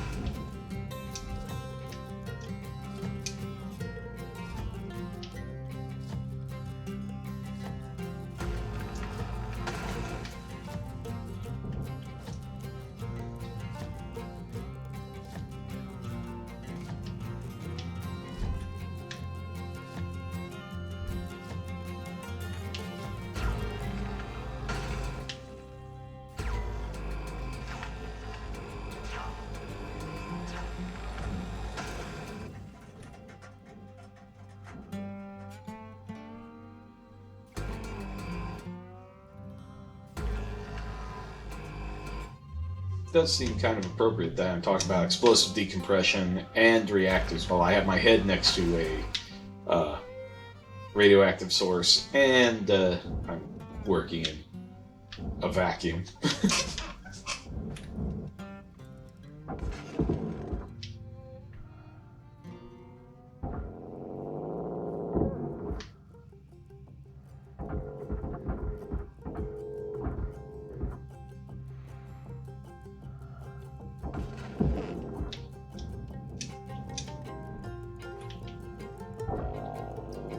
Cutter, if you're fixing to dot the I's and cross the T's, you got about 5 minutes to do it. Leave her out. Well, I'm working on it.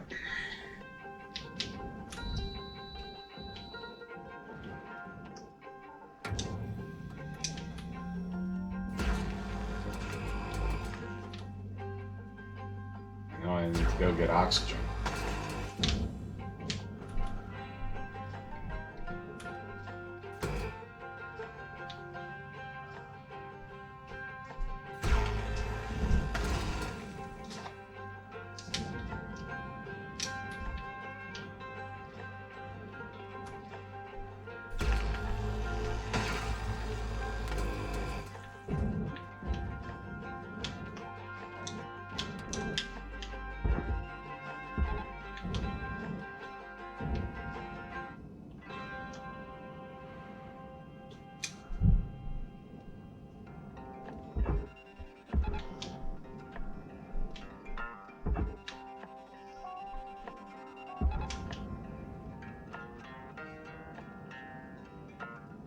Yeah.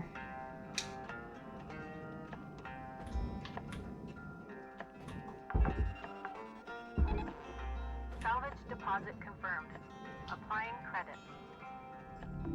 Deposit accepted for processing.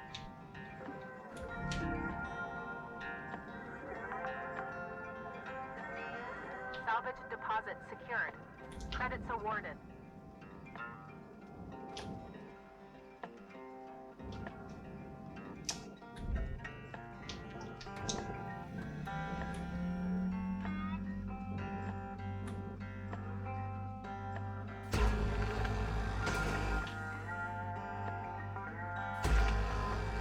Warning. Your oxygen reserves are dropping below statistically profitable levels. I'm going. I'm not profitable. It's my oxygen's low.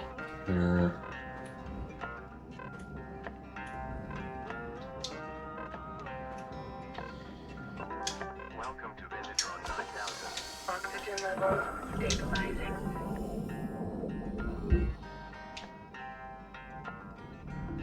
Processing object. Applying credits to account.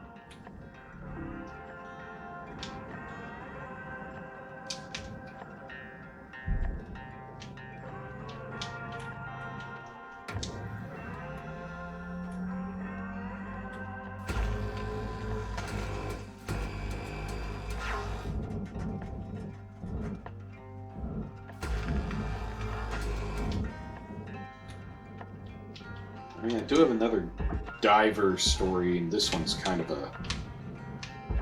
an interesting one because I just heard about it today. A lot of just back and forth of the situation.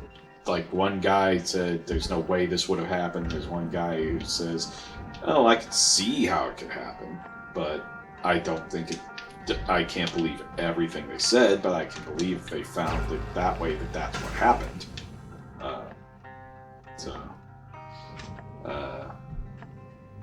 I really wish I could remember names.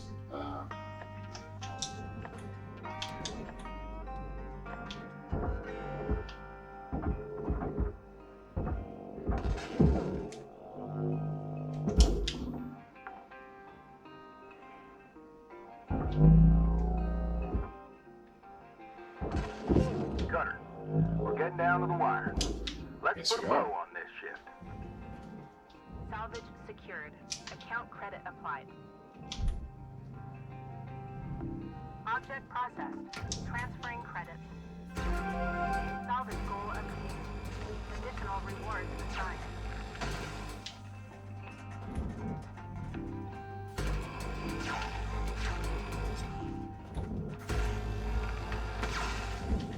I seem to be running out of good stories for the night.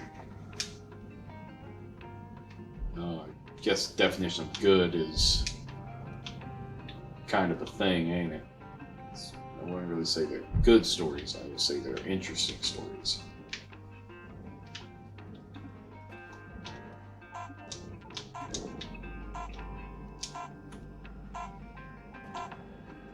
Three, two, one.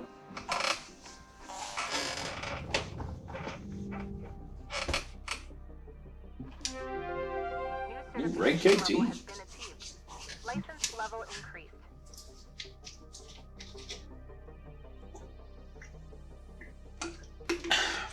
Delicious.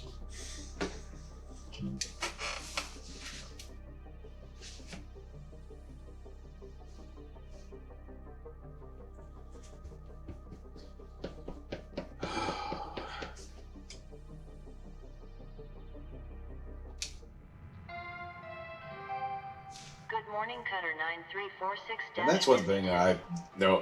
Talking about the poor gentleman who's irradiated so badly, I do know that I believe I said to someone once. I said it came up, and I'm like, look, if I was in a situation where I somehow ended up being massively radiated, I would say unless they're 100% sure they could get me. It's Lou. Lynx's spam filters are the worst. You can send damn near anything through them. First, I'm fine. Life as Lynx property sure isn't much of a life at all, but at least I'm home. It's been good to be back with my old man. And he's overjoyed. Now, here's the important thing. Lynx thinks bringing the hammer down with Clause 19C stop the Union, but au contraire. It's actually pushed so many more people to their breaking point. The group's even bigger now, and we've even got the ear of the Stellar Commission. They're reluctant to act, of course, but if enough of us make a fuss, we can make it too big for them to ignore.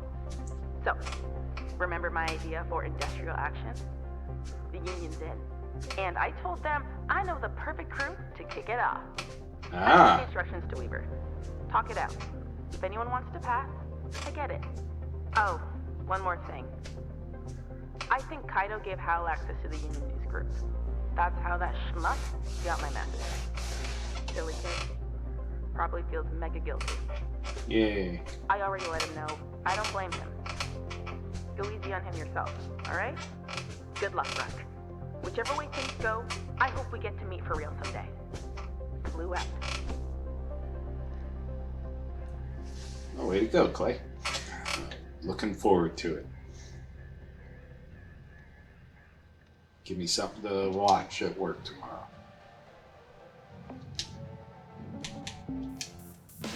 Hi, it looks like you're trying to operate on your ship. Would you like help with that?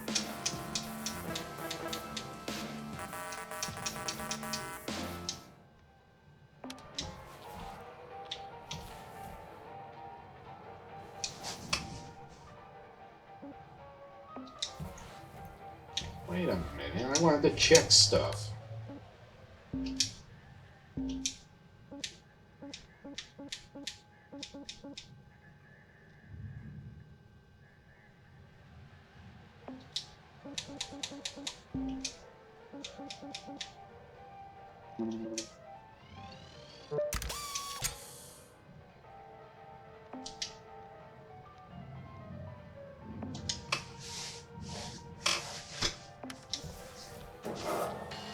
Alright, now start shift.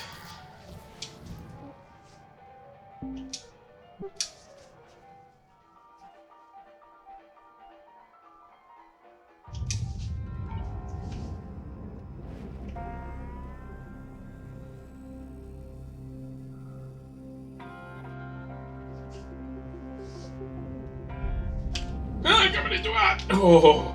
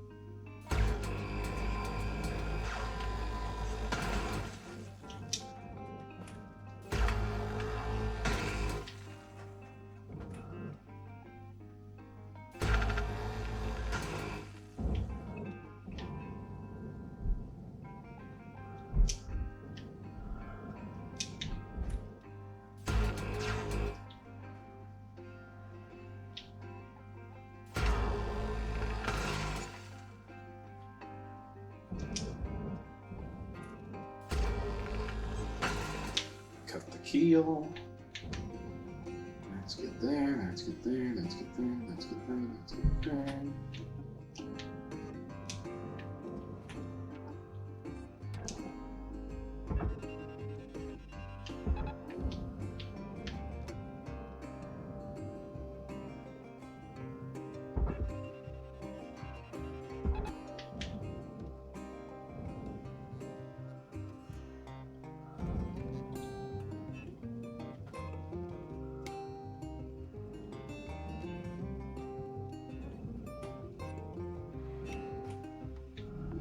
Valuable object accepted for processing.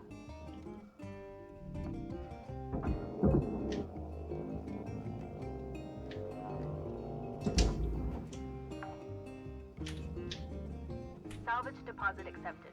Credits transferred.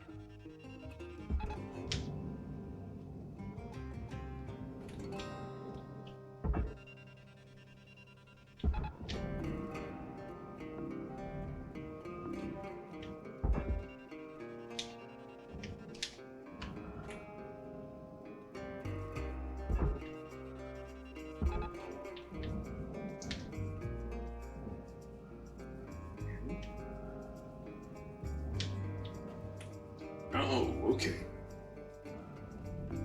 Valuable object processed. Credits awarded.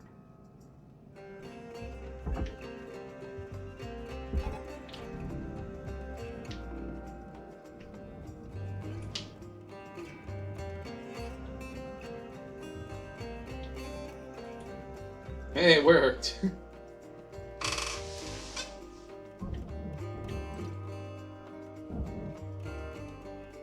So it was another one of these diver shows. It was Dive Talk, I think is the name of it.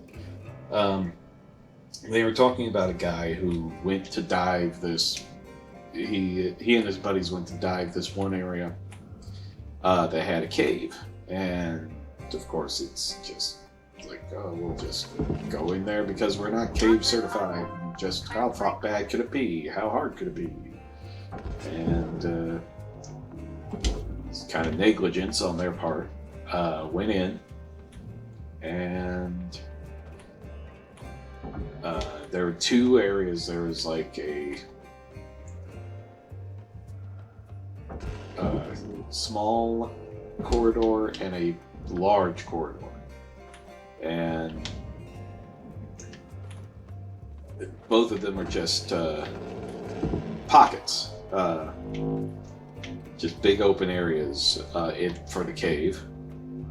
And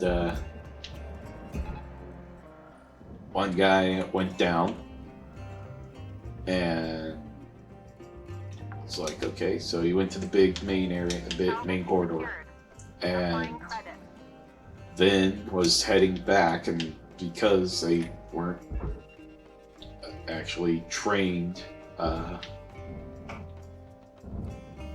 cave divers, they end up kicking up a lot of silt, which is a bunch of dirt and rock and seashell and stuff like that. Causes a lot of particulate in the air and just pretty much fogs out everything. So that happens. The guy goes back, he's trying to leave, and he ends up finding himself back in the small corridor. So at that, he's like, oh, I went the wrong way. They didn't have a guide rope or anything, so they're completely silted out, no light, just a little light, and in this one area. So he goes through, and he's just going back and forth, back and forth, back and forth. His friends made it out and are on the boat. This is like over a few, just like a series of minutes or so. Oxygen getting low, or the air getting low, and it gets to a point he gets back into the main area, gets up, he's out of air, and there's an air pocket, but in just desperation, which I could see this happening, as to how it would work, I'm not sure, because it's what the guy did is technically, in a panic state, I don't think possible. But autopsy confirms. So, he apparently, in an act of desperation and not wanting to drown to death, pulled out his dive knife and stabbed himself in the heart to kill himself immediately instead of drowning. Well, number one, from what these divers say, is that they, not being unsympathetic, mind you, but say, like, think about, say, most of the time with drowning, you're pretty much you're gonna fall asleep before it gets, I mean, yeah, your lungs will feel like they're burning and stuff like that. Oh no, detach. Come back here. I'm not done with you yet.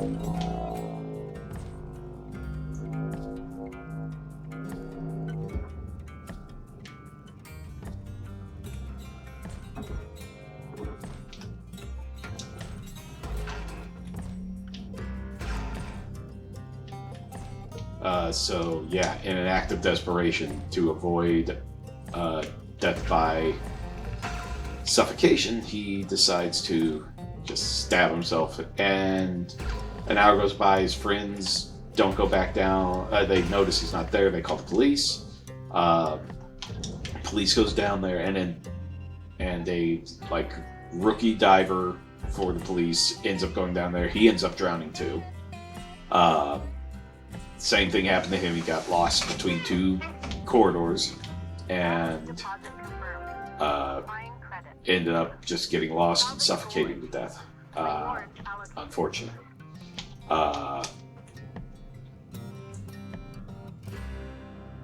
And along with that, they did eventually get both of them out of there.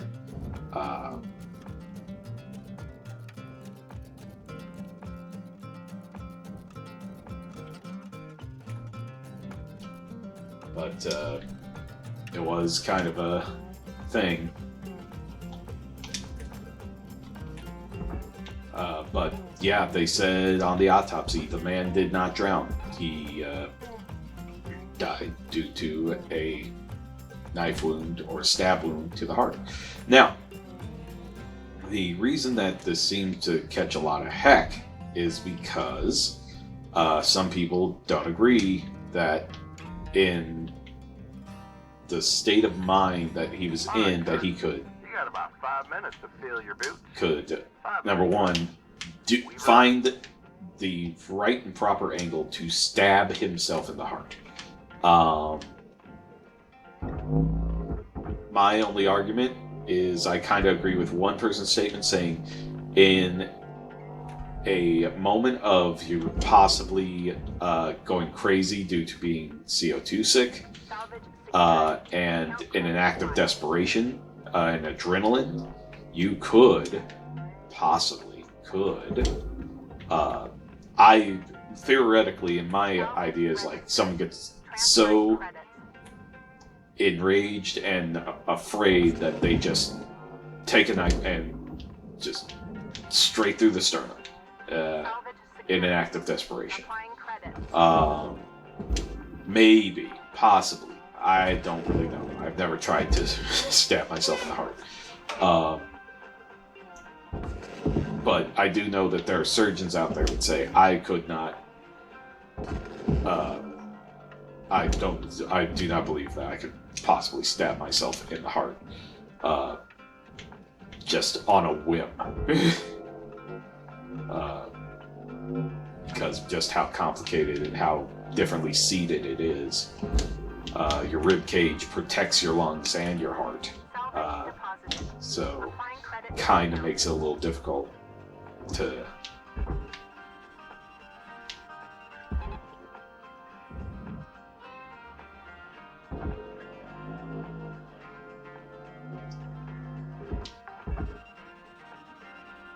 Salvage deposit accepted. Credits transferred.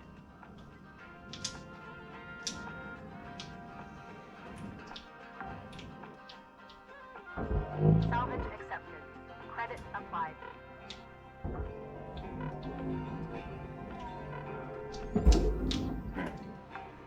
Need to go get oxygen.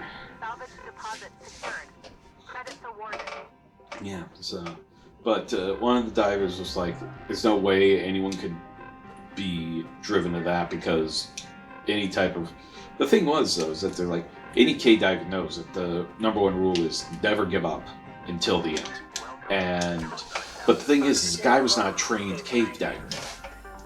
But that's my argument. So he doesn't have this mentality of the cave diver saying, we have to survive. We have to do this. We have to do this. We have to make it. We can't give up. We have to make it. The whole idea of that is beyond this guy.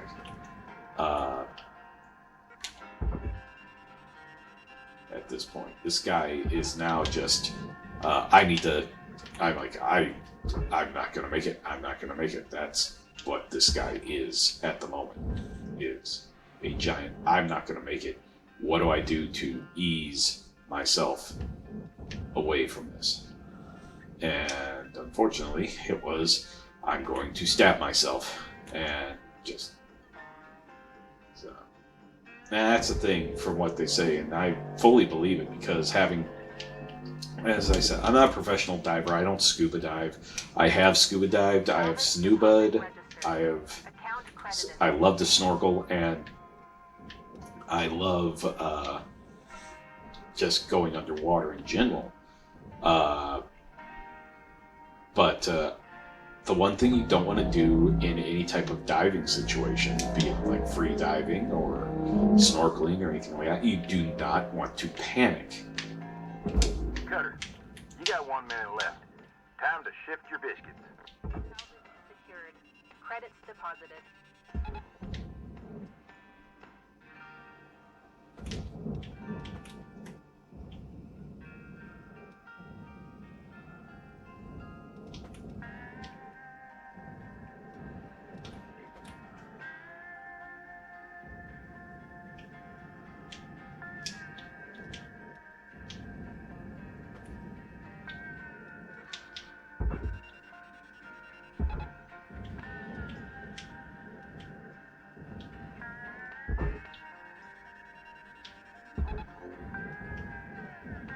Get you to clear the spaceship, buddy.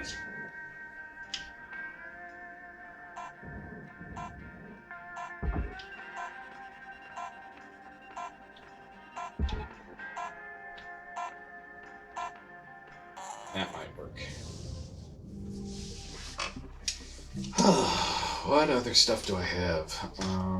Oh yeah, what I was saying is that the thing is that the autopsy shows the man died from a stab wound to the chest, or at least they say that. But I mean, some people think, well, maybe he was murdered by his friend Hello, underwater. Shipbreaker. You have 1 incoming transmission waiting. Cutter, I see you gotten your free prize. Kai, you here? Yes, sir. Now, Kai, I owe you an apology. All of us up here just doing what we think's right at any given point in time. I'm sorry about everything. I know, kiddo, I know. You're good, Kai. So listen, we have before us an opportunity to do what's right by Lou and every other shipbreaker out there. And I can tell you, it ain't gonna be easy. This'll bring the wrath of Lynx down harder than a hippo in a hurricane. Honestly, A hippo and a hurricane. That is some imagery I want to see. unless Lynx wants to To anyone out there, all of us, make some fan art. I want to see a hippo in a hurricane. I could use the R&R. The only thing we have to worry about in the I don't know short where term you'd is send it Hal. to, though. And I got plans for him. If everybody's on board, that is. Oh, post it in the comments on YouTube. I'm on board. Kai?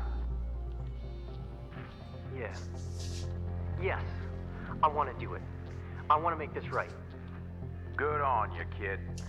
Also, what's a hippo? You can't be serious. Okay. That just leaves you, Cutter. Starting tomorrow, I'll arrange a certain ship to show up on your job board. It'll always be there. So when you're ready, claim it. We'll take that as our cue. take your time and snag it when you're good and ready. Now, go on and get some rest, y'all. Weaver out.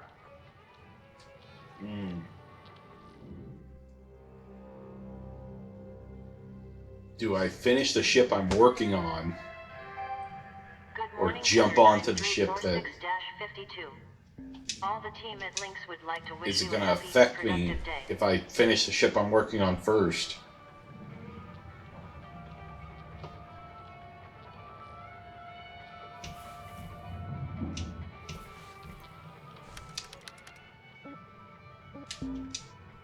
I have a new sticker.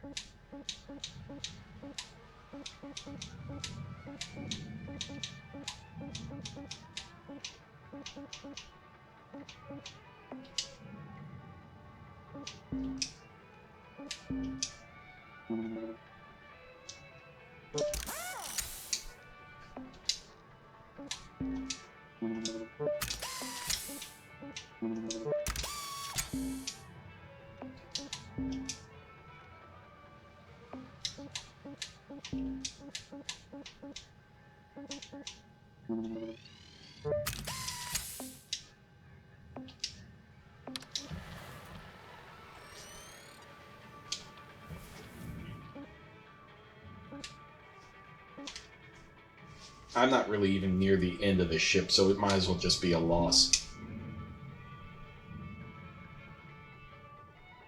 All right, folks, this is it.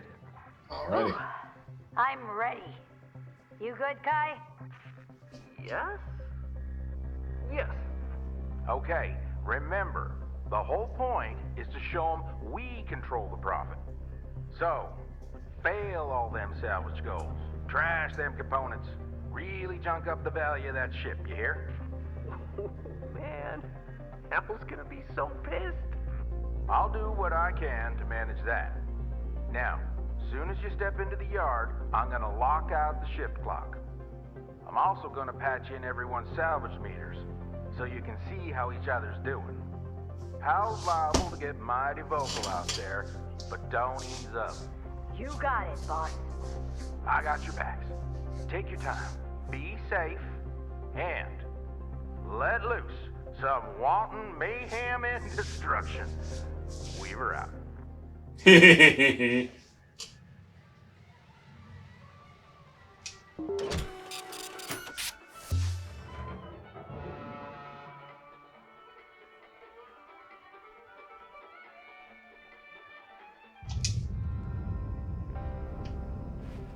Well, about time.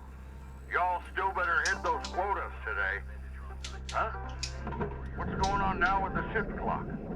Hal, we need to talk. Not now, Joseph. The crew and I have decided it's time to talk about the conditions of our employment. You what? Until you agree to stop treating us like trash, we're treating the salvage like trash. What are you doing? Just our job. Want to talk about it? I knew it. I knew this whole crew was rotten.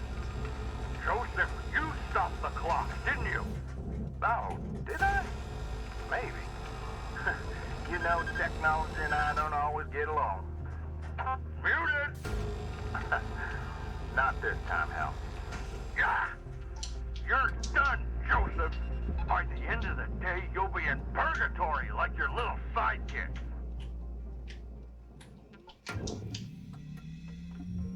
Valuable. Good work, Cutter. Might not feel right, but it's good work.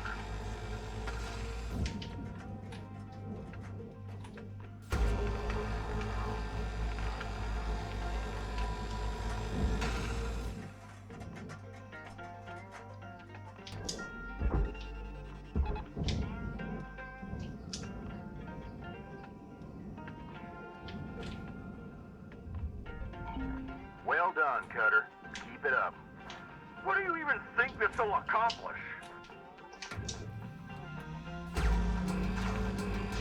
Down with the proletariat. Defeat the bourgeoisie.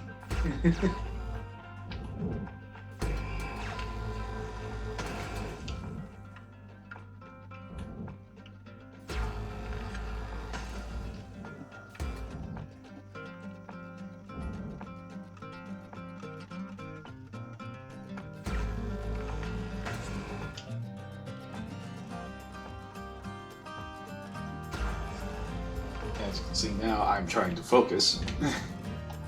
Sabotage requires focus.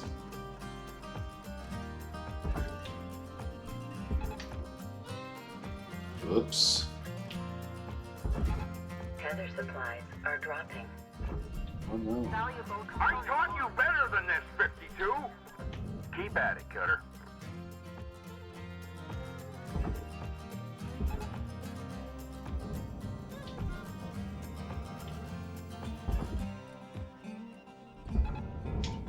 That's right. More like that. No! Not more like that.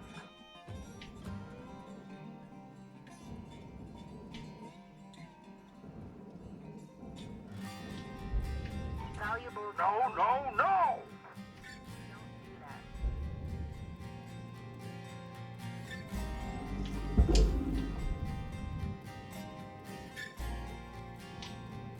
Just wait till I throw a nuclear reactor in none of those.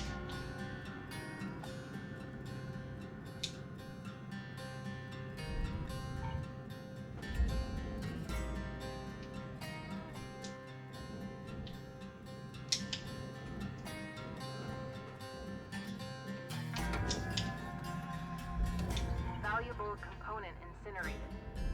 Don't do that.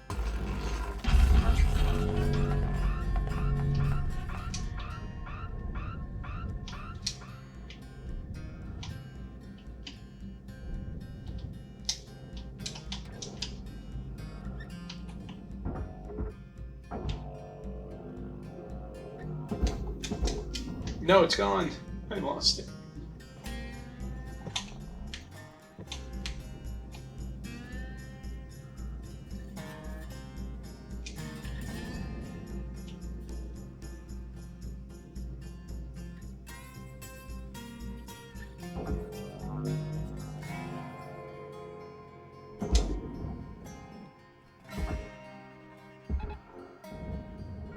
Material deposited. Account credit applied.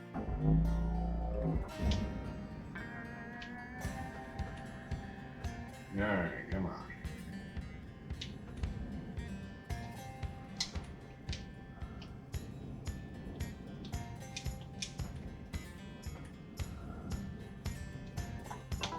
Welcome to Vendatron 9000. Thank you for your Tethers restored. Have a nice day.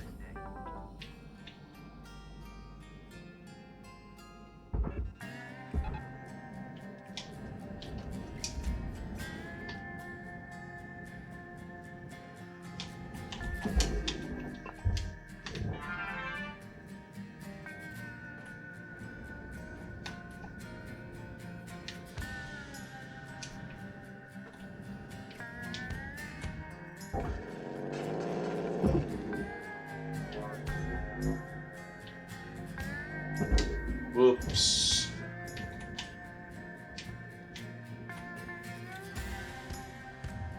Valuable component lost. Penalty applied.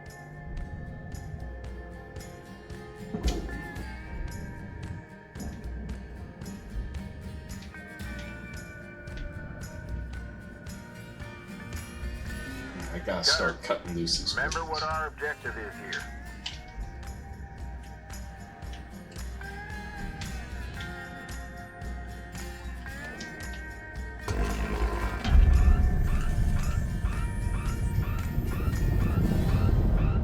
Whoa.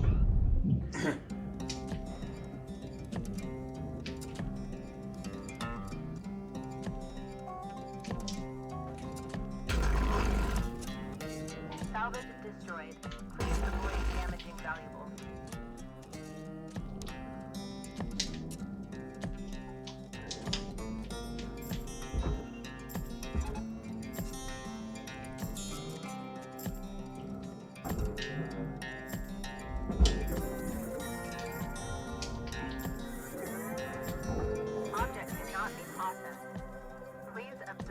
salvage destination.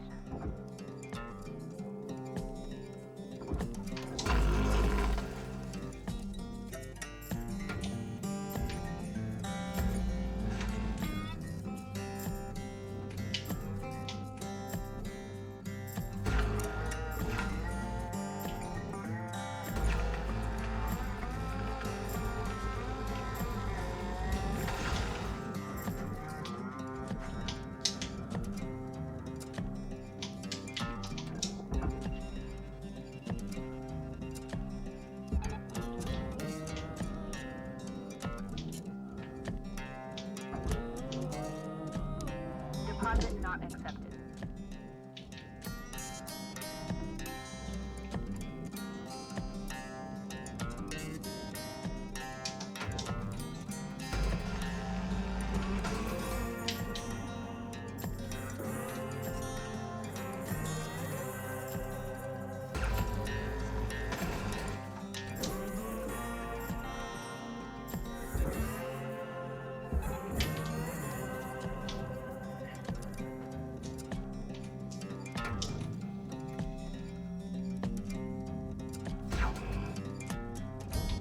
Valuable component lost. Please be more careful. No.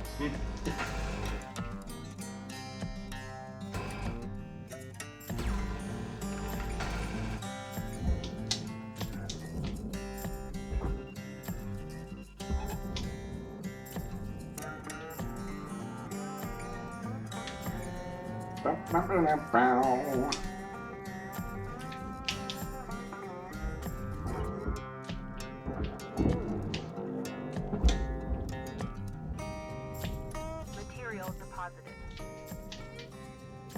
Alright. I'm to Byford Dolphin this thing.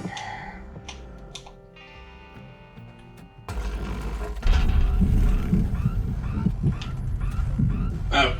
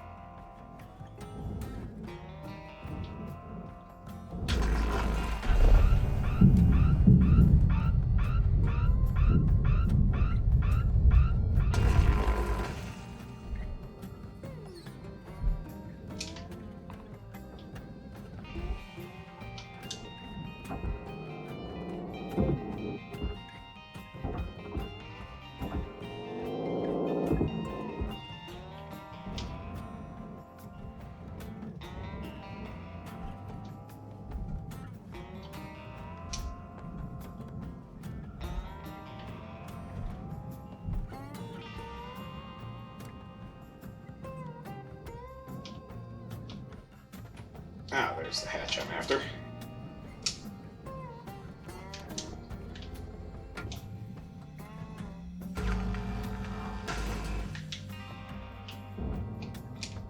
Ooh, stuff. I want.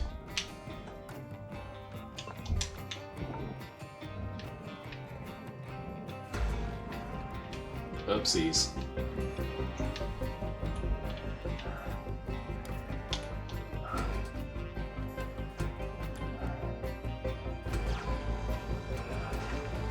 Cut that line!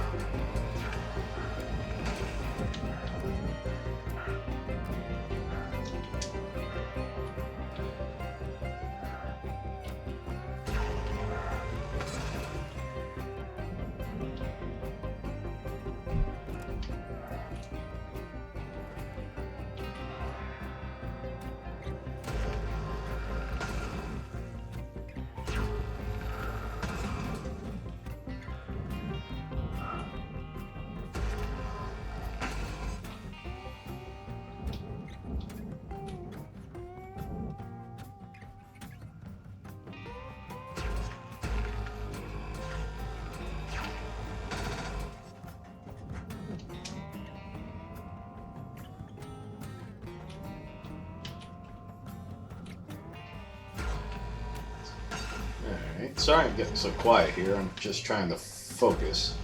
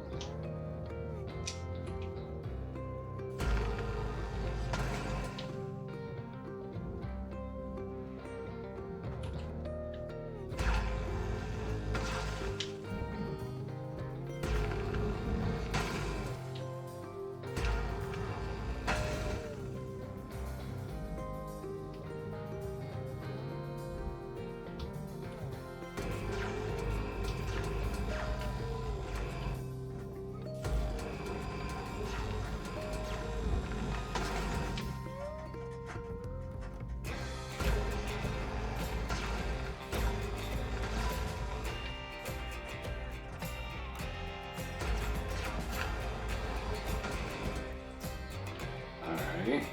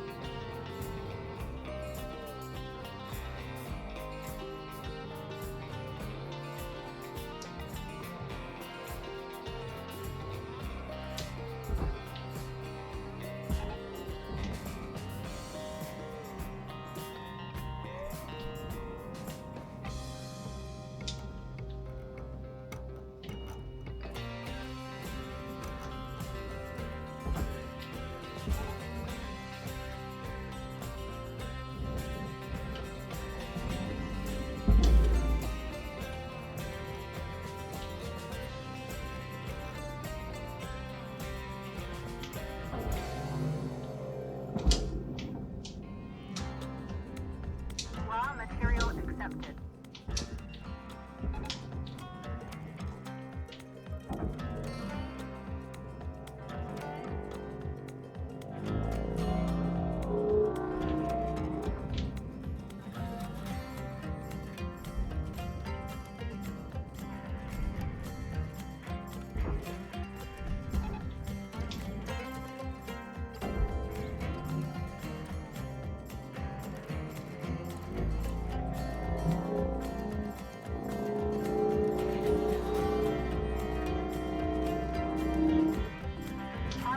Not like that, Cutter.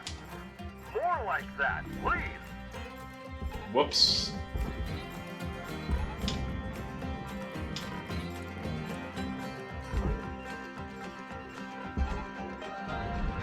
Valuable component incinerated. Penalty has been applied.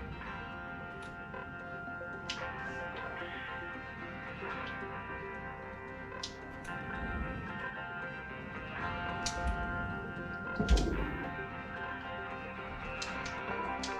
to Megatron 9000. Oxygen levels stabilizing.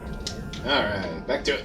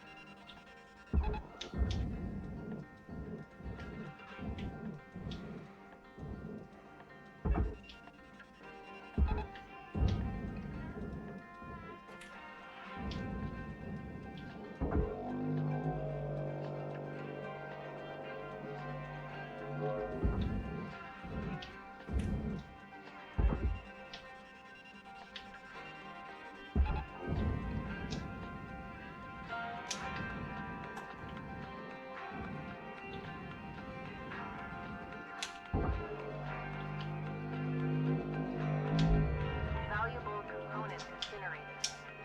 Don't do that.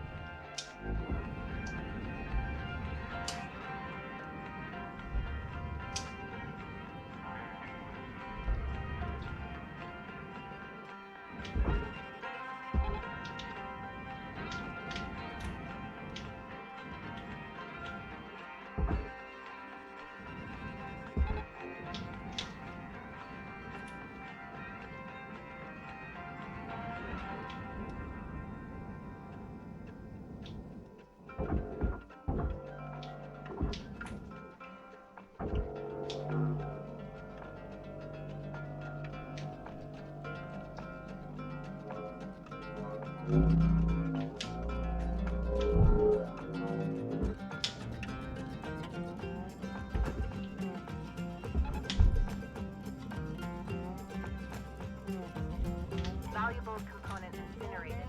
Penalty has been applied.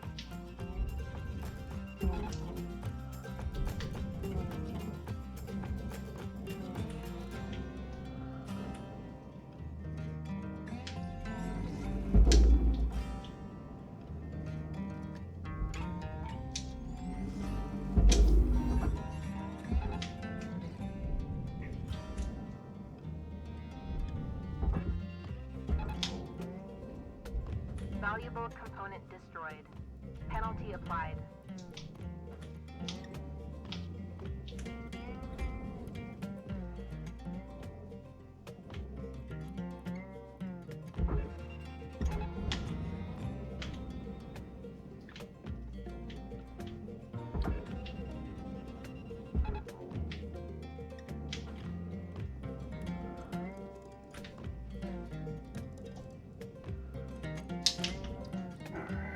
Alright.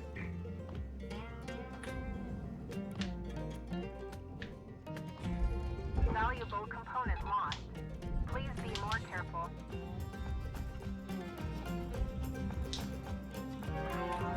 Salvage What, gold. you 52? Really? You're gonna let yourself be taken in by these clowns? Curazon, your sugar rations are cut off! Permanently! That's so. Hey, where do thrusters go again? I can never remember. The furnace?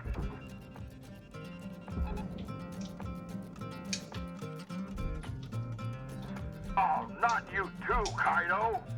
I had hope for you, son. You know what this means. You know, sir, Mr. Rhodes, you better listen to Weaver. Remember, Hal, we're just looking to talk. You make a call to arrange it, we'll get back to business as usual. The only call I'm making is to loss prevention. You all are in serious, serious trouble. Gonna be a big dent in the profit reports by the time they get here.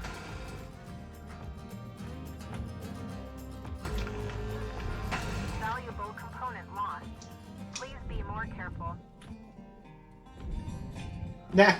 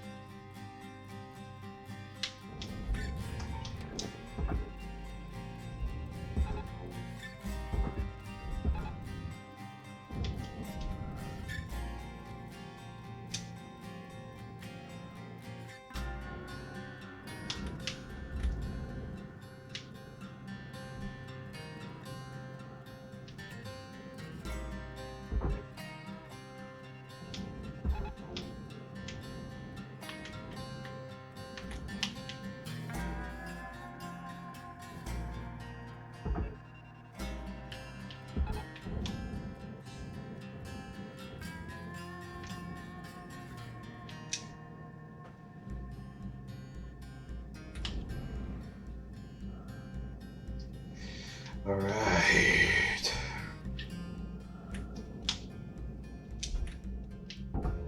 Valuable component incinerated. Penalty has been applied.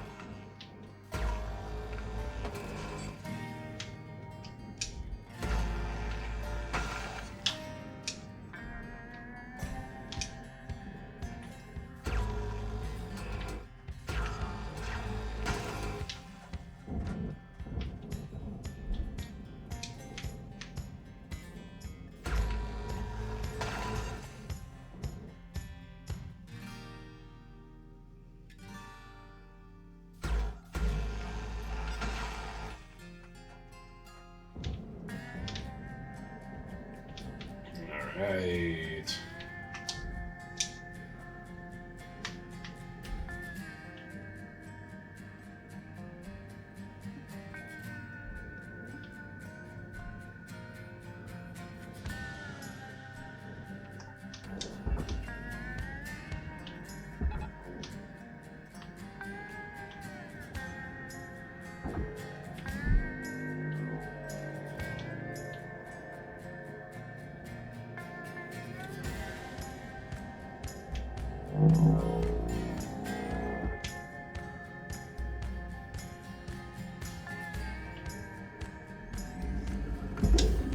There we go.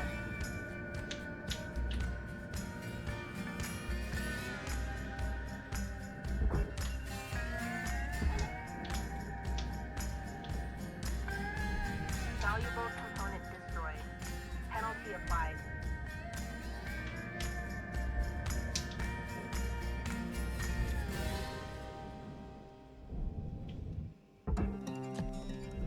Really that much of a strain? Jeez.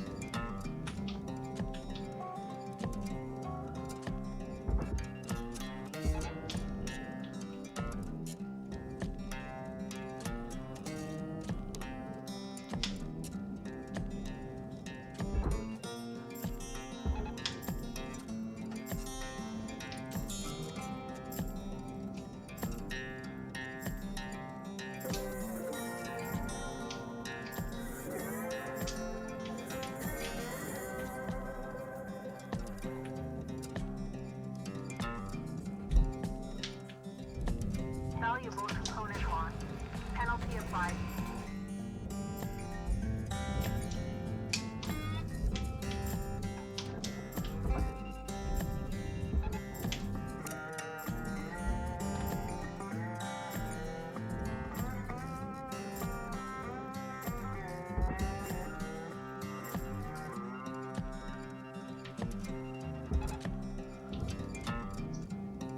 To the scrapper.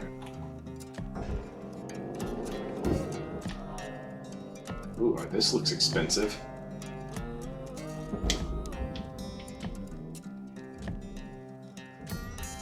Valuable. Oh, that was expensive. Incinerated. Don't do that.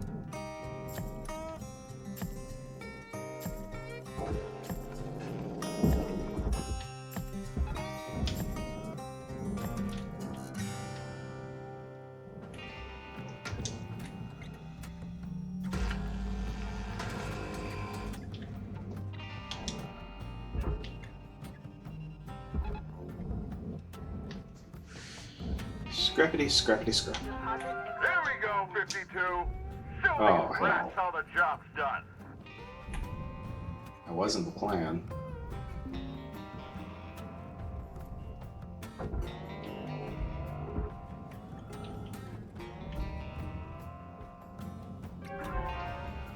I swear, 52, if you destroy one more thing, I am sending you back Earthside.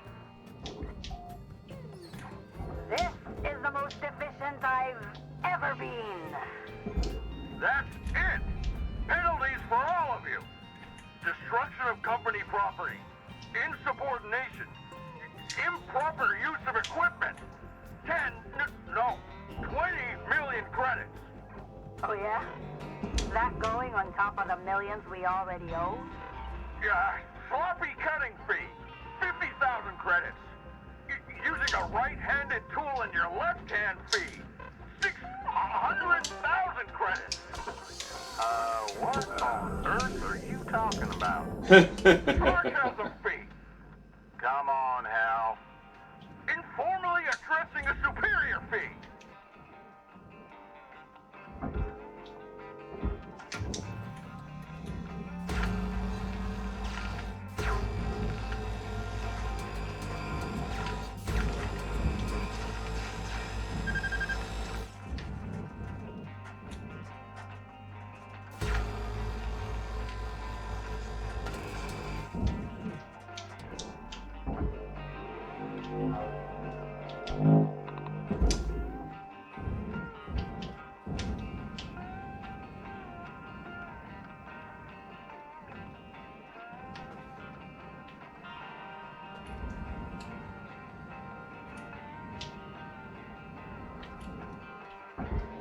Come here.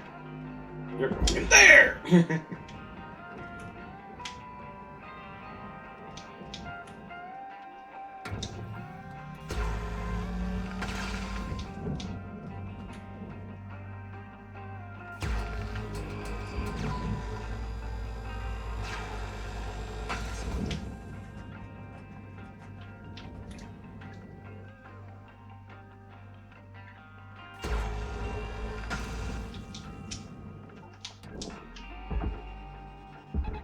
Yoink.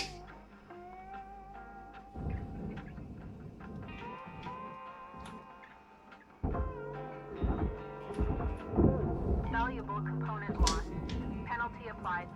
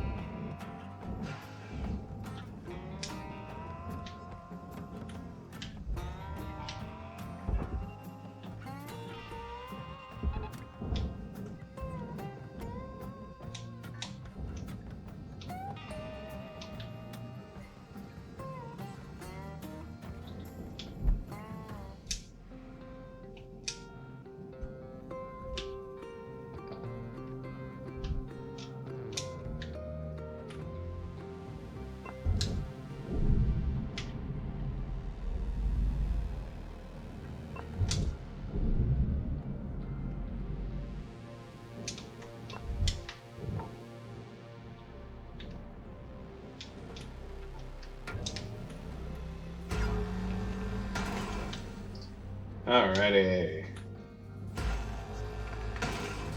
Keep going, keep going, keep going.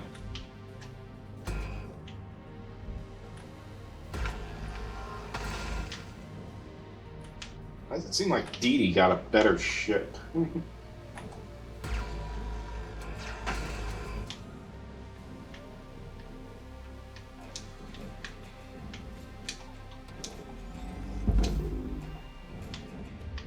Valuable component incinerated. Penalty has been applied.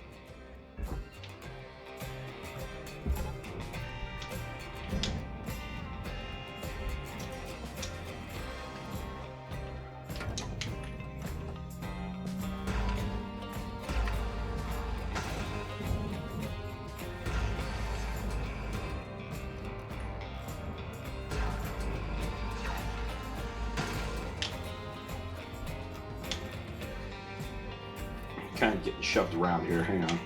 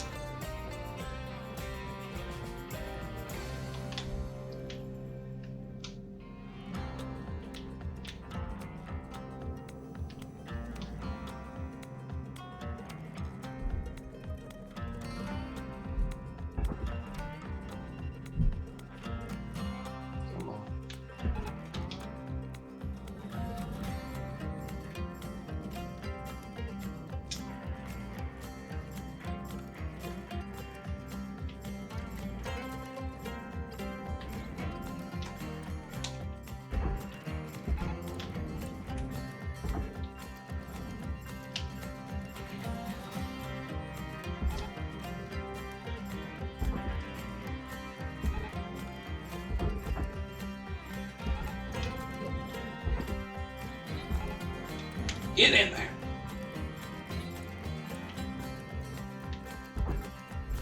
Valuable component lost. Please be more careful.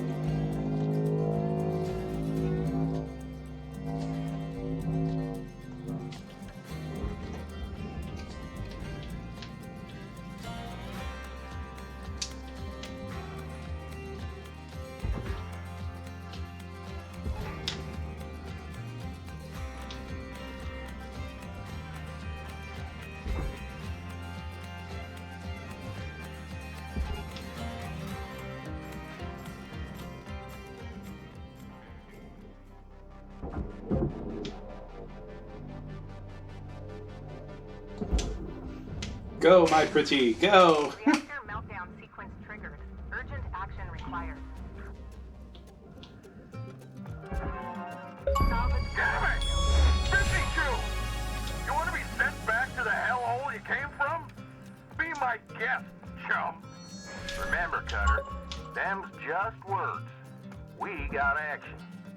You ready to arrange that chat yet, Hal? Joseph, what have you done? None of these stupid things are working. Aha! Now here's something you forgot to block out, Joseph. Oh my God. Beautiful. How, you stupid Betty? Remember this, people. You don't Oh, have boy. power here. You never will. Hang on, folks. Whew. Dang it! Joseph, you are a disgrace to Link supervisors everywhere. Just helping the crew work. Simmer down now, Al. Simmer down.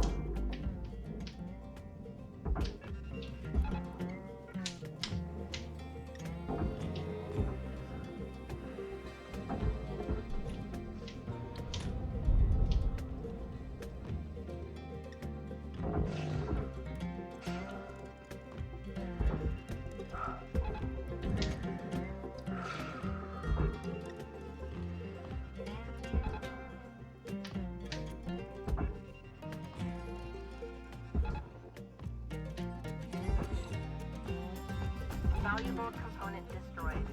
Penalty applied.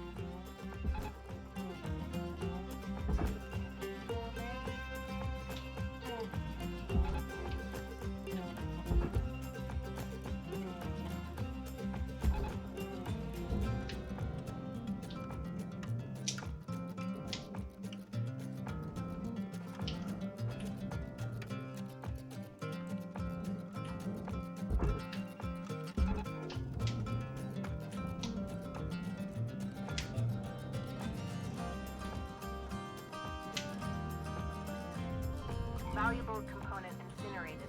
Penalty has been applied.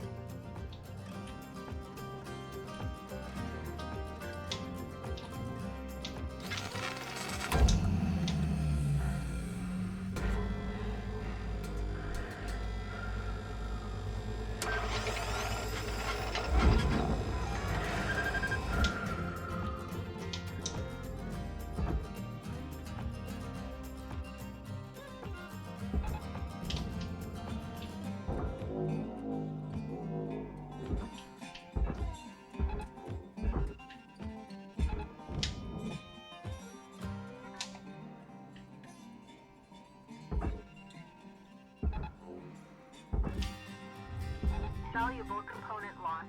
Penalty applied.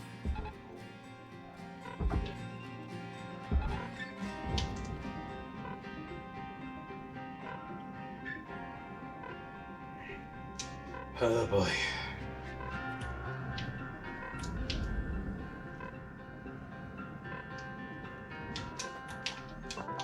Welcome to Venetron 9000. Oxygen levels stabilizing. Have a nice day.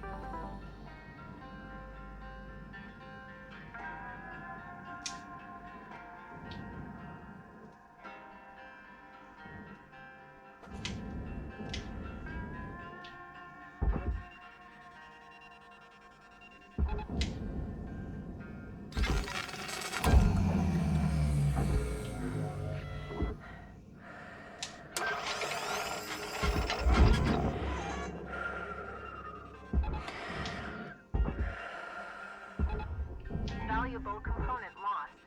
Please be more careful.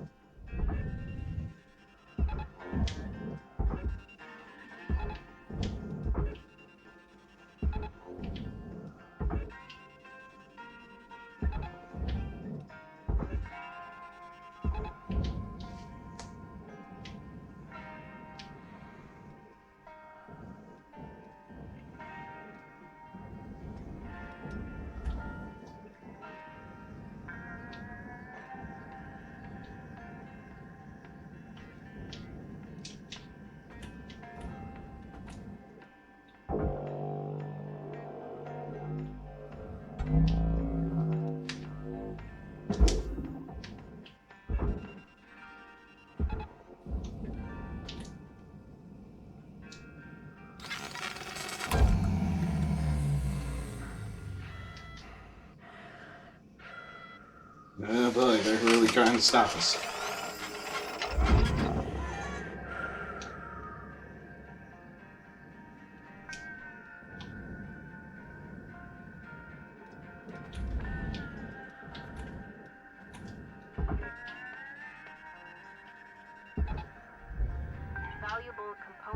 generated. Don't do that.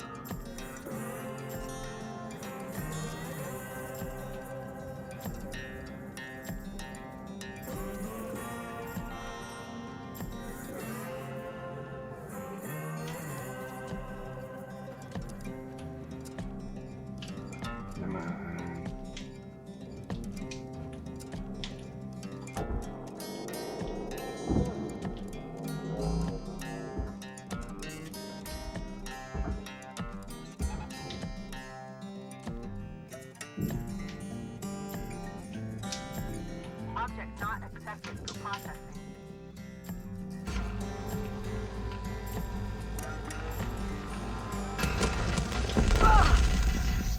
Please refrain from damaging salvage.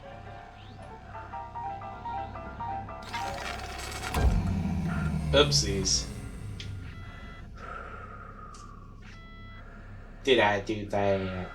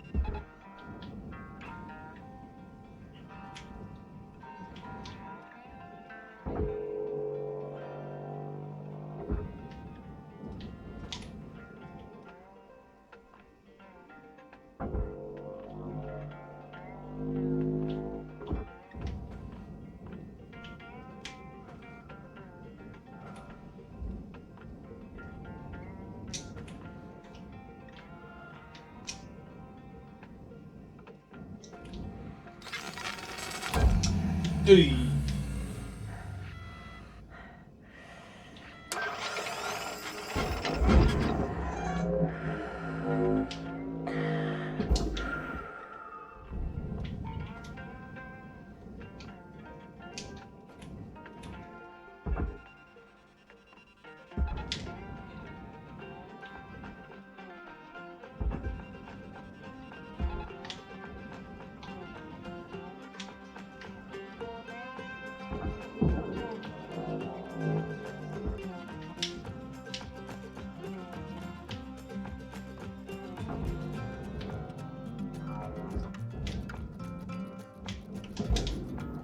Get in there.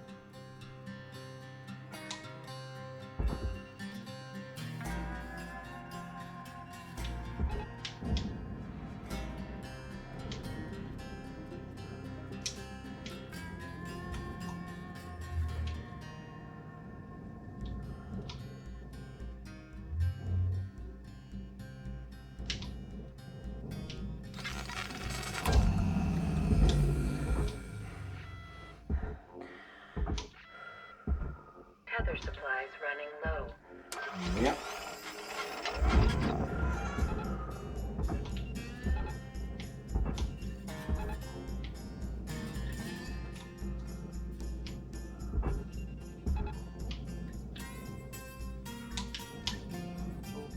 Caution. No tethers remaining. I do need more tethers.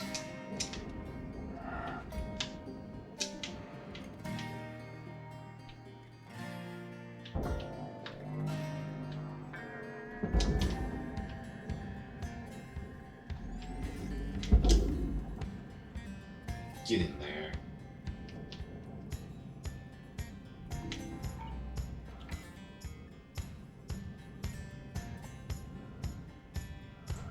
Come on, come on, come on.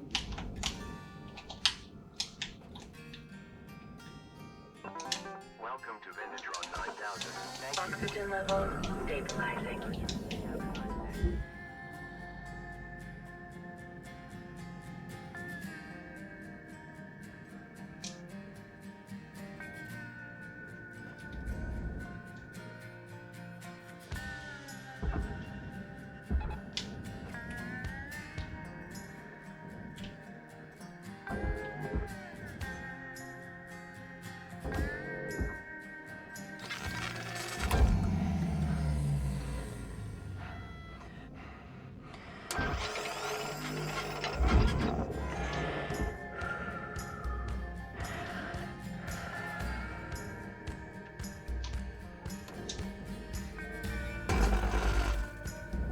Salvage destroyed. Please pay attention.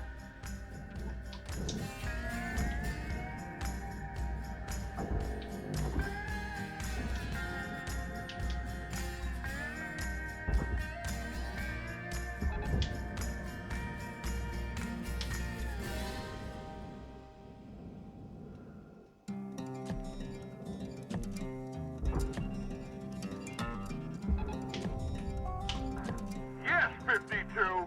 Thank you. Come on now, Cutter. Eye on the prize.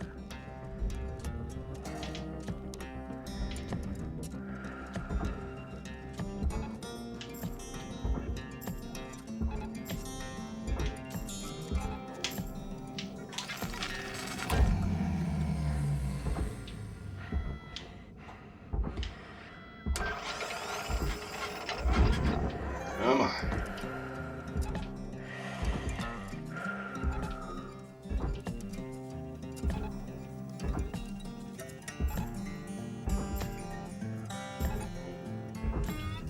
Material accepted. Credits assigned.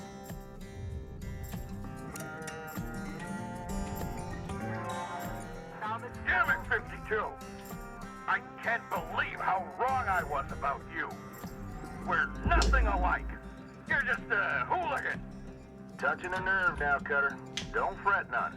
Keep going. Go ahead and fix it again. Oh. I'm waiting with my finger on the button. Hal, let's be real. I know you think this is what you need to do. But is your position Oh, boy. better? Does Link see you any different than the rest of us? Ooh, You neat. know the difference 70. between you people and me? I know Lynx treat you like slaves. Hell, that's why they're the biggest in the solar system. I made it to the winning team. People like you trying to lift each other up. You're just letting others keep you down with them. For what? We own you. I got the right to do whatever I want to you. You were nothing until Lynx found you. Oh boy. Obedience is success. You've chosen to cross the company that gave you a chance. We'll drive you into the ground with debt. We'll give you work so dangerous you'll revive 20 times a day until your DNA comes apart at the seams. Oh boy. And when you come back as a useless, gibbering blob, we'll make your family pick up the bill. Woo! I think we're done trying to reason with you, Hal.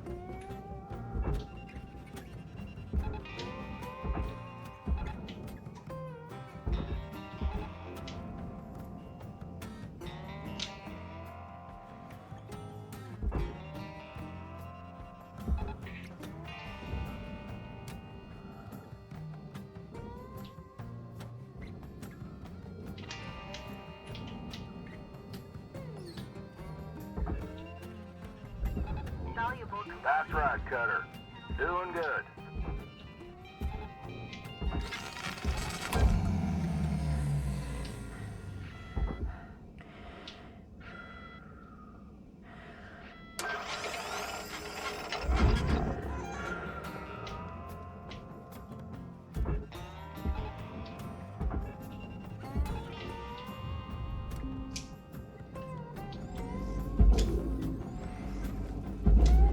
Valuable component destroyed.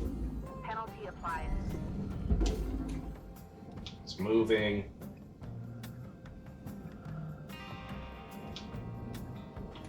It's actually breaking down.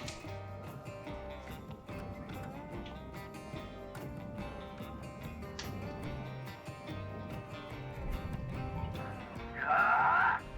52, you are well past redemption at this point. Valuable component incinerated. Penalty has been applied.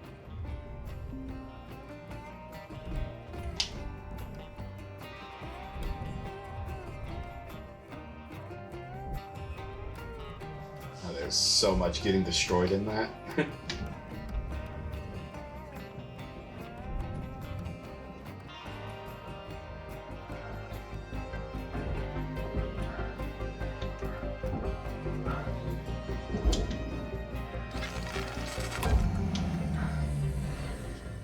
Uh-oh.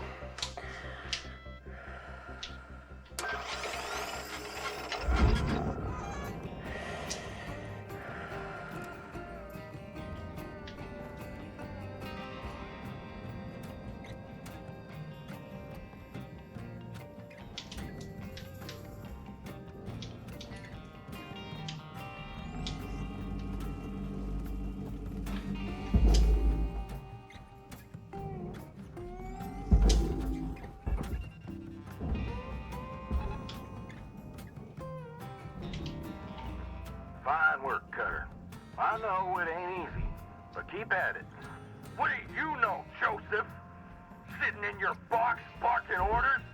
Twisting their minds?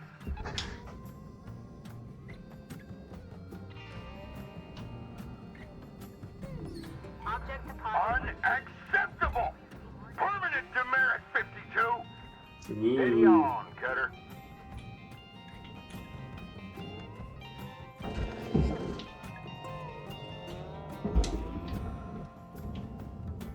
Raw material. Well done. Stick at it now. We're almost through. Oh, you're through, all right.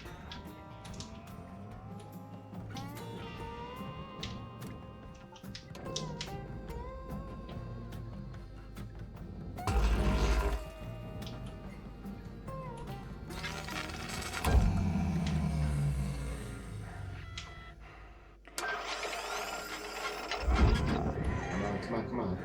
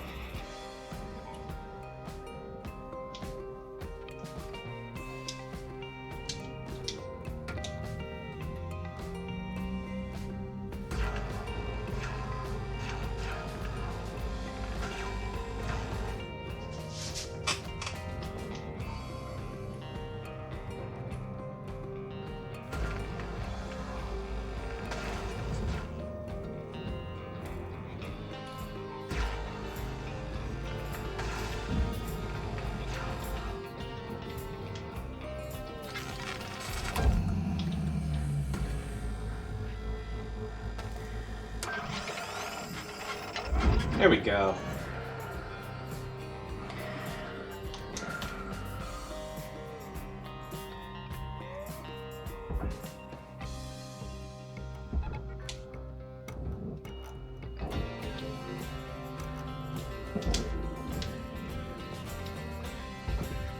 Raw material deposited.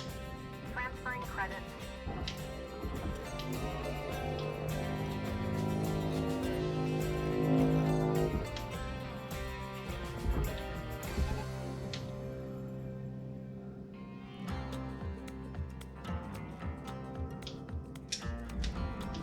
Object not accepted.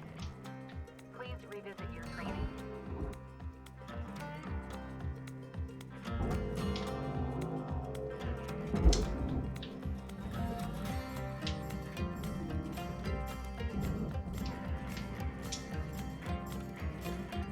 Alright, let's see if I can do this.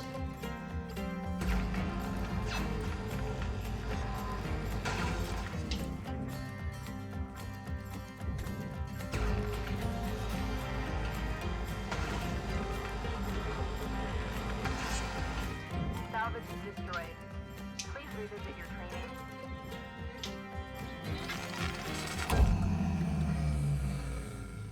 All you're doing is giving me a steady shot. Thank you.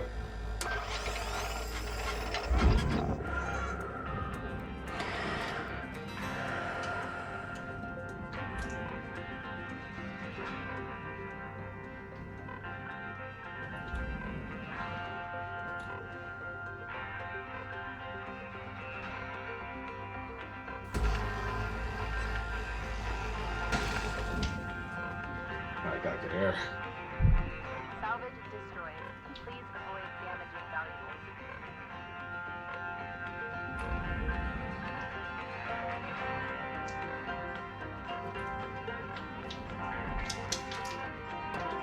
Welcome to Metatron 9000.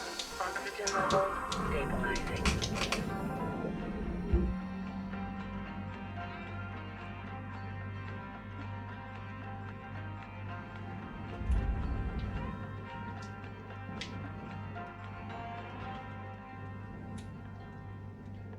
Alright.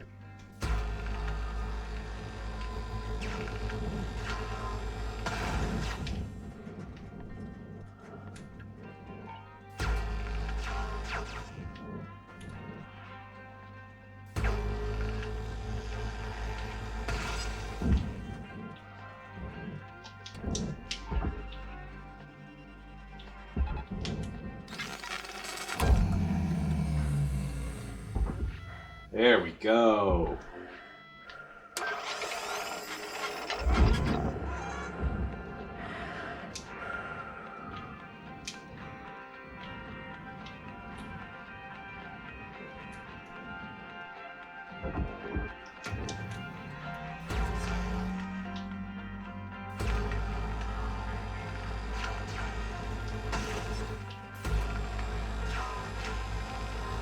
Salvage destroyed. Please refrain from damaging salvage. No.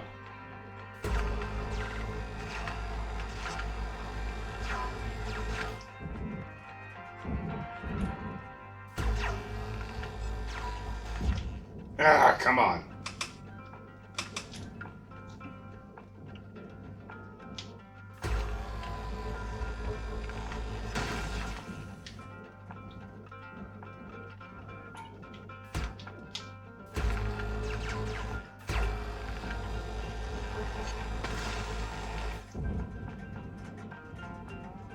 Salvage destroyed. Please pay attention. Oops.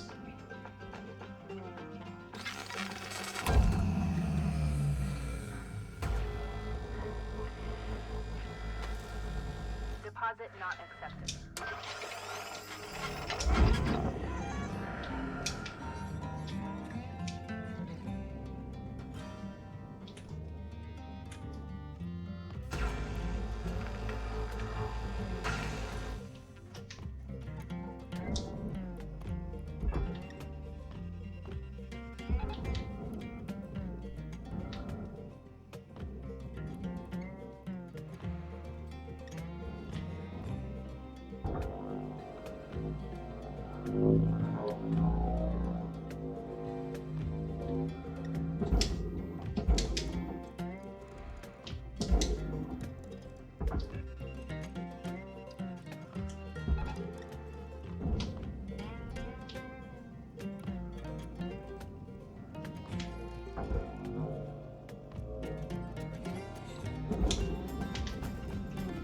Object deposit refused. Please be more careful. Never!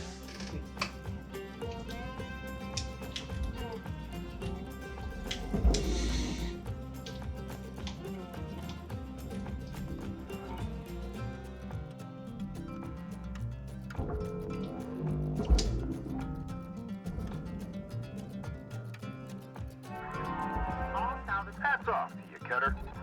What a sad waste of your talent, 52. A negative attitude tips the scales of accomplishment toward failure. I've got the reactor. I'll throw it in the furnace, unless you agree to talk. You know what? I finally figured out what you need, Kaido. To help you learn. What?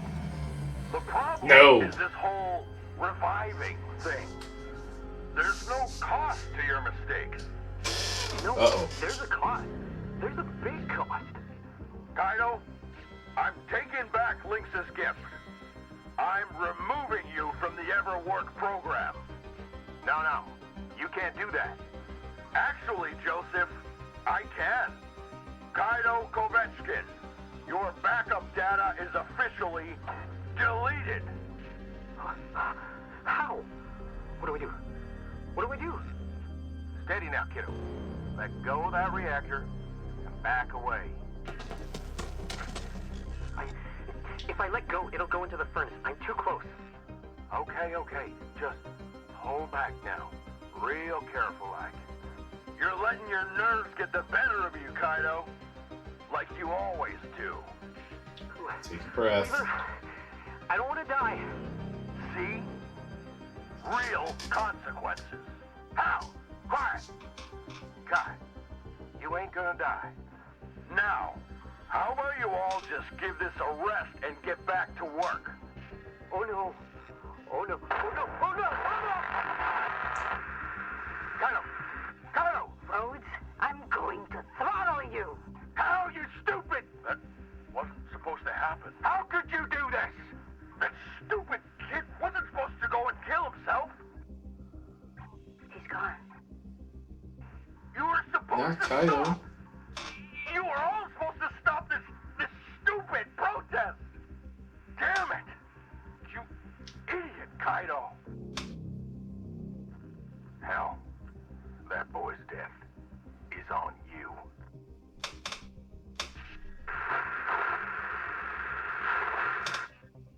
Hold up. Kaido, you there? Can you hear me? We hear you, kiddo. What the We hell? hear ya. What the hell? Mike got busted again. It's all right. It's all right. Oh, thank you. Oh, thank you. Hell, that was a mighty perilous thing to do. How could I know what would happen? We'll be back tomorrow, asking for the same thing. A talk with your bosses. You talk to me. That's all you get. We're done here. Turn in, everyone. Y'all earned it. Weaver out. Ooh.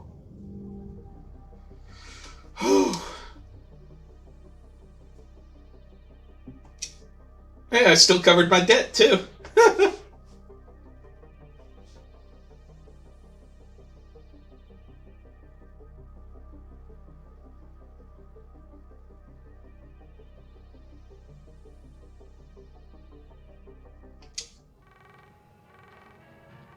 Hello, Shipbreaker. You have one incoming transmission waiting. Oh, please. You really whooped him out there, Cutter. I'm proud of you. Hal overstepped, and he knows it. We cornered that Bobcat, and he lashed out. But you saw the terror in him. He was scared of us. And now that we got the ball rolling, other crews will follow suit. Oh, and don't worry about Kaido. He'll be out of commission till there's a new backup in place. Just gonna be another hit to the profit reports. Hal's only made himself look even worse. And not just to Lynx. See, comms is recorded every shift. Standard Lynx procedure. It's possible today's recording has already made its way into the hands of someone who can share it with a wider audience. I don't rightly know where things go from here, but I do know that tomorrow's feeling mighty hopeful.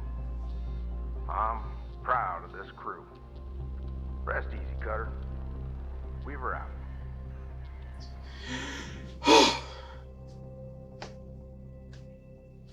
So, what does that mean? Kaido Kovetskin, your backup data is officially deleted. The wheels of bureaucracy turn slowly. And when you come back as a useless, gibbering blob, we'll make your family pick up the bill. But turns out you can grease them with a little bit of public controversy. Shocking evidence has come to light. Lynx scrambled to get some goons together. Of course, put us back in line. But the news was already all over it. Things happened fast. Even quicker than we'd hoped. Ooh. The Stellar Commission actually stepped in. They deemed Lynx's Everwork program a human rights violation.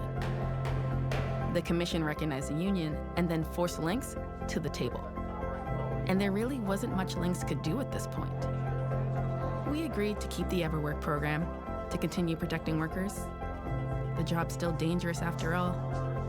But we demanded some major changes to the policies. First, full reversal of the huge fees forced onto the program's participants. Then, complete removal of clauses like 19C. Nice. Their whole bag of tricks designed to strip us of our rights. Almost overnight, our humanity was restored. Lynx also ditched their swarm of administrators. They no longer served a purpose to the company. As for Hal Rhodes, Lynx couldn't ignore that he was at ground zero of our revolt. Oh. He's right back at his old job, processing real back-breaking work. Calicia Rai Paulson went untouched, of course, and everything on the administrators. Her and the rest of her family continue to operate and profit from Lynx. Some of us will continue to fight. Others, they're just happy to get back to work.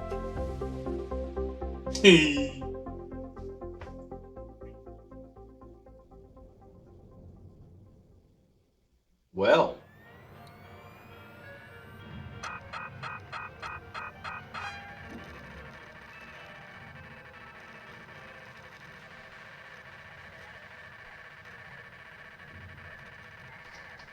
So, I guess this means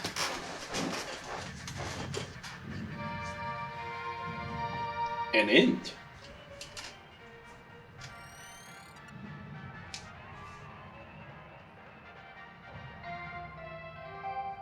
Good morning, Shipbreaker.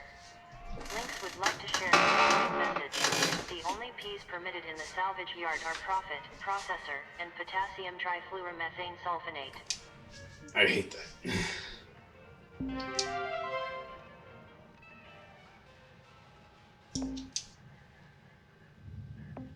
Okay, so Morning, folks. Today's the day we finally get back to work, all proper like. And welcome back, Lou. It feels great to be back. And I'm ready to race. Anyone wanna? Come on, kid. You just got back. Whoa, why don't y'all play it safe today while you clear the cobwebs, all right? Well, maybe another time, Lou. Oh, but glad you're back. Kaido out. alright. So I should go keep an eye on that kid. Well, I got a rusty old javelin with my name on it. See you out there. okay, so here's what's Spare a left. moment, Cutter. Couple things I gotta talk to you about. First off, go ahead, look out your viewport for me. Yes, I'm very happy.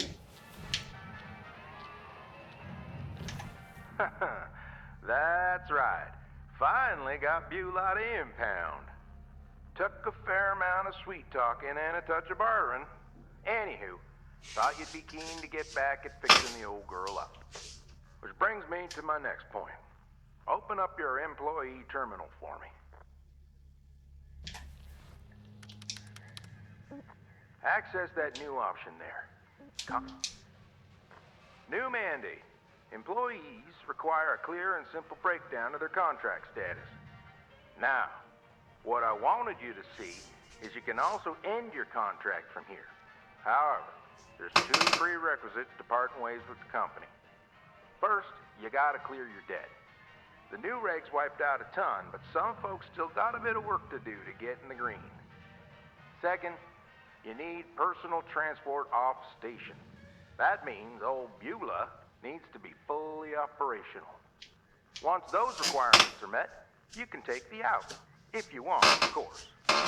If you're just as happy salvaging away, by all means, keep at it. Okay, close all that for now. I got one last thing I want to talk about. Now, this might come as a bit of a shock, but an opportunity's arisen for me, Earthside. one of them chances you gotta grab at before it gets away. What I'm saying is, well, I'm retiring. Today, in fact. Trying to go out on a high note, as they say. Dee Dee's gonna run things while corporate figures out a replacement. Might not be as talkative as me, but she'll keep the rudder true. I wanted to wish you luck, Cutter. I'm glad we got the opportunity to work together. And who knows? Maybe you hear from me again sometime. Weaver out. Okay, so we can do one more day of work.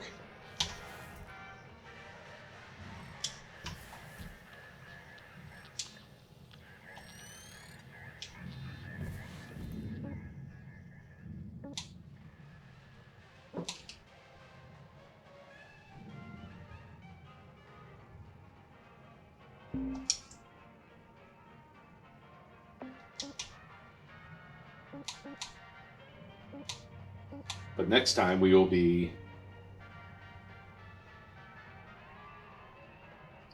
definitely be, damn, geckos.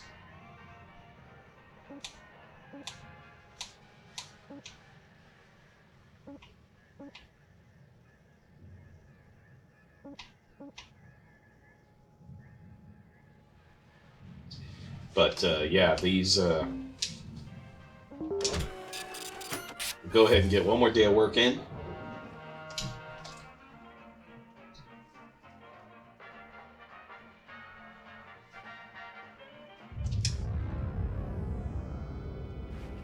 Hey, Rook. Guessing Weaver broke the news? Yeah. I hope they replace him with someone nice. Well, in the meantime, you got me. Quit shooting the breeze and get back to work. Dee Dee, I'm gonna enjoy giving you a hard time. Kid, I'm too old and tired to care. Okay. Well, let's see if I remember how to do any of this. Have fun today, folks. Blue out. Later. Kaido out. Hey, kid. You probably got things in hand, but, let me know if you need anything. Good luck, or whatever. DD out.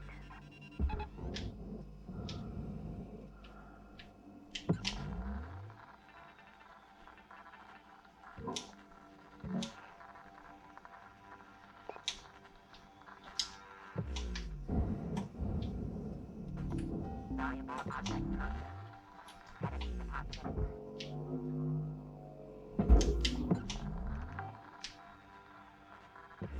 Salvage secured. Applying credit.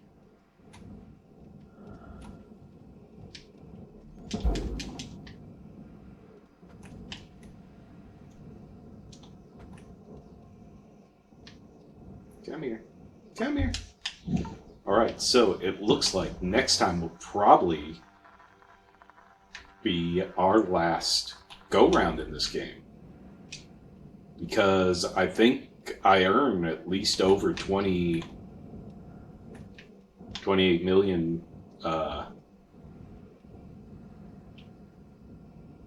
each time I play. So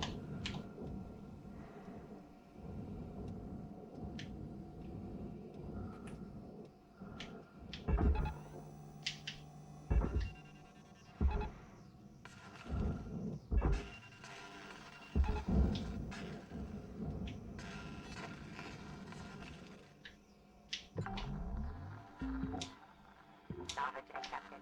Credit applied.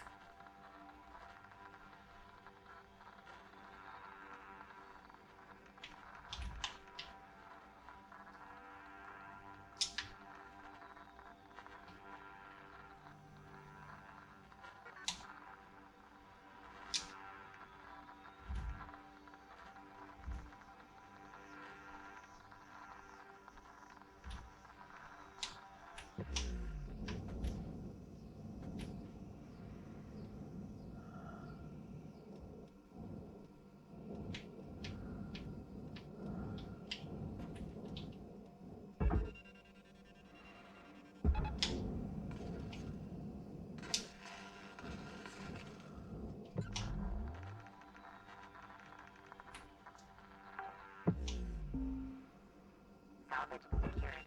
Account credit applied.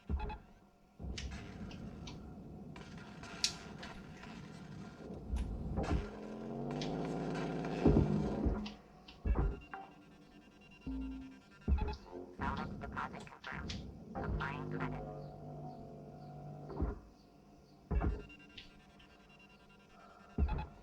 Come on, get in there. There we go.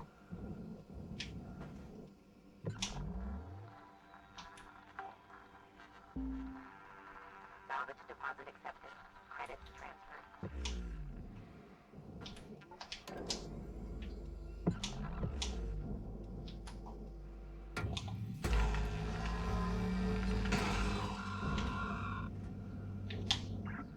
AI presence renewed. Damn, they're on the engines too.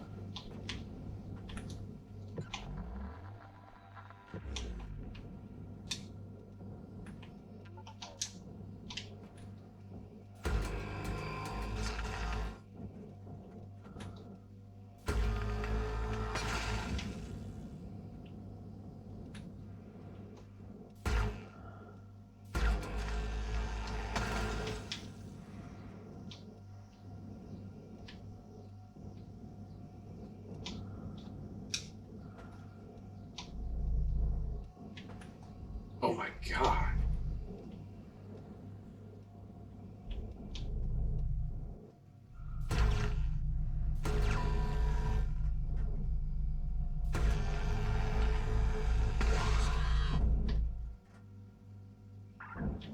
Node terminated.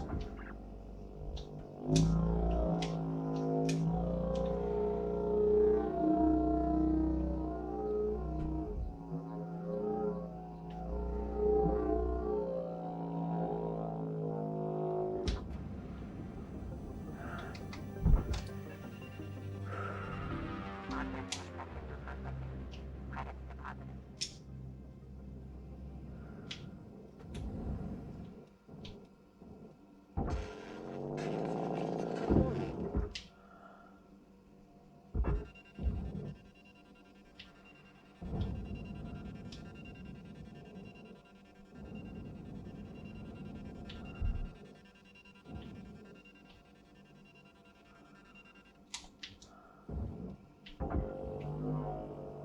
Come on.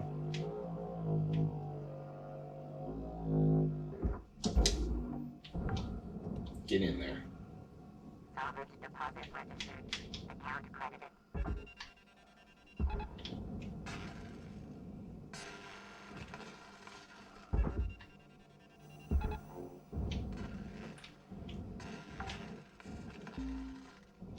Salvage registered. Transferring credits.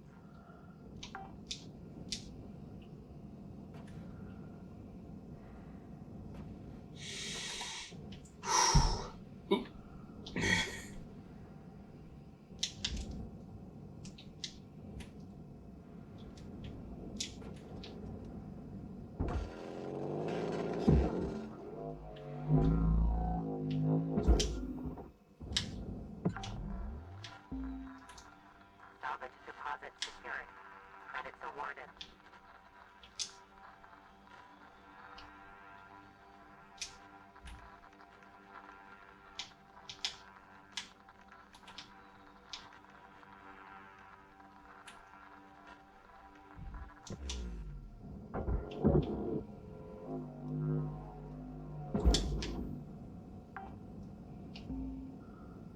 Salvage deposited. Applying credit to account.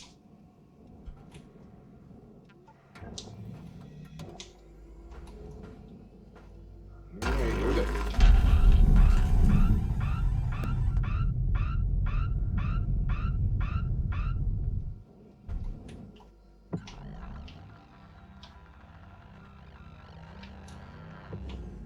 Aha!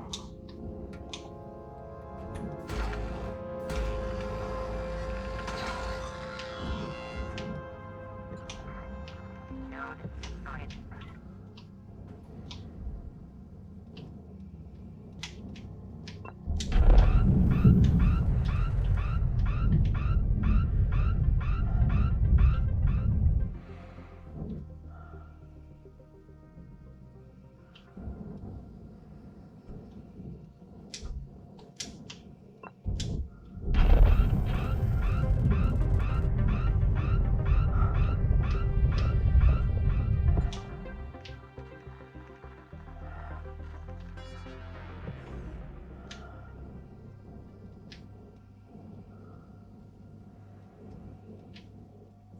helmet.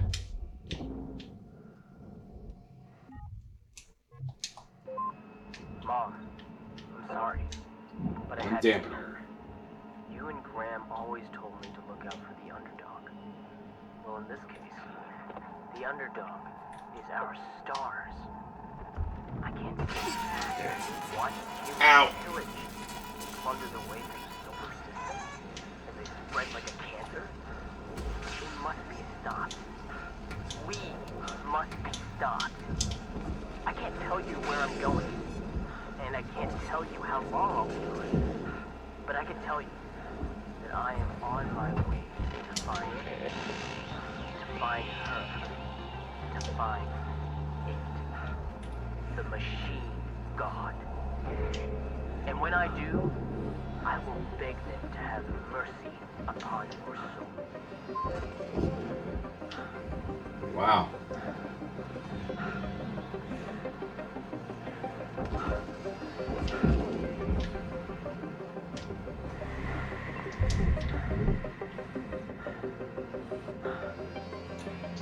Alright, where are the monsters?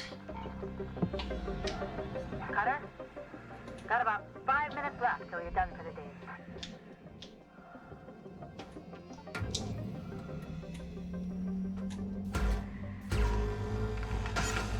I think I got all the parts I needed.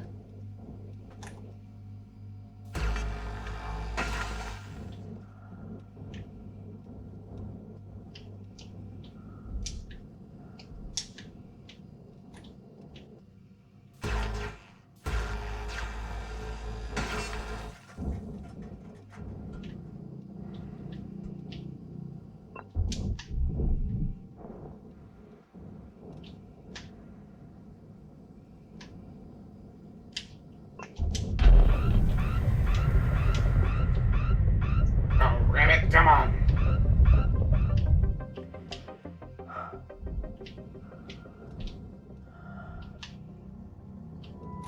Oh. Gotcha.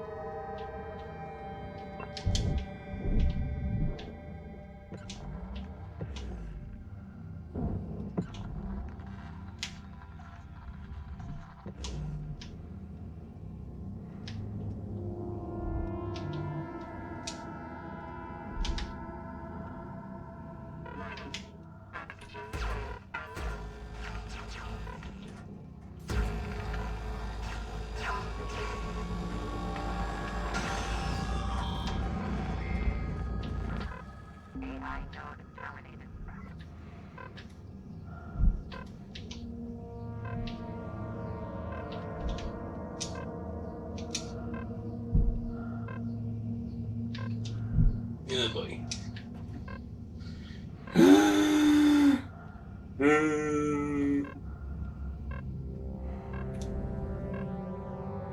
Found some jungle saplings. Awesome. Thank you.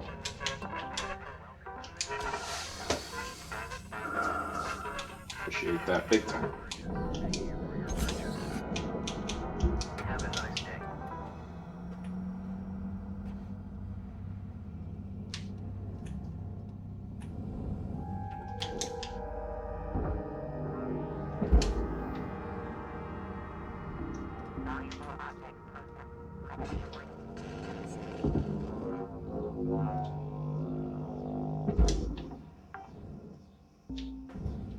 Salvage secured.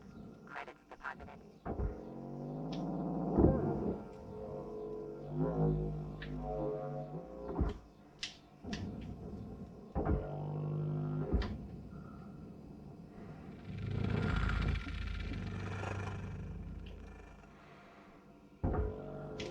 Gotcha.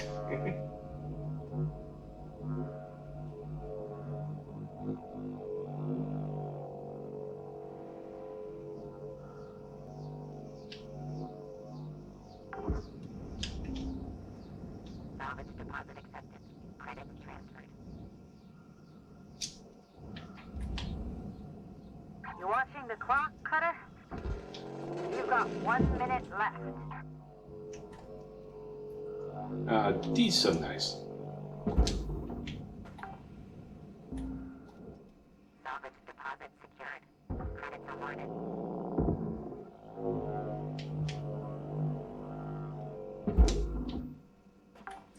So, next week, Thursday, will be the last time we play this, and then we'll be moving on to a different game. Maybe another work sim like this, or maybe something a little bit different. Who knows?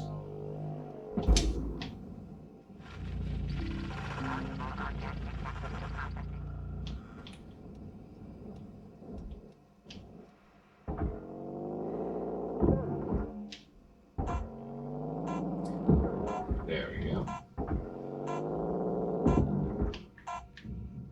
2, 1. All right. So let's go ahead and do our rundown here. Yep, I was able to work off my part of my debt.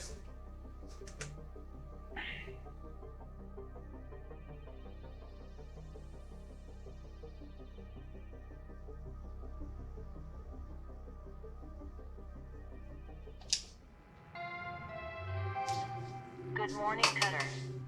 It's time to begin your workday. All right, so we have been able to form a union and start working ourselves completely out of debt. That's awesome.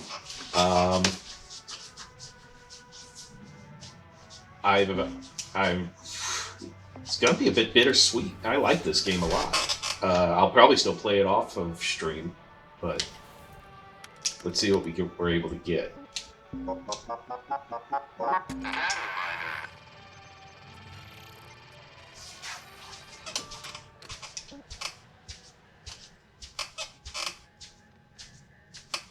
Creepy.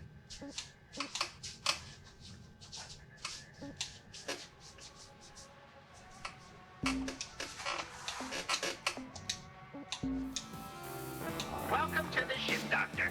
Let's fix Wait a that minute. ship up. I found the Can't do distributor. that. Not enough components for a transplant. Your ship's vitals are improving. But I did find a distributor. Or was it a dispenser?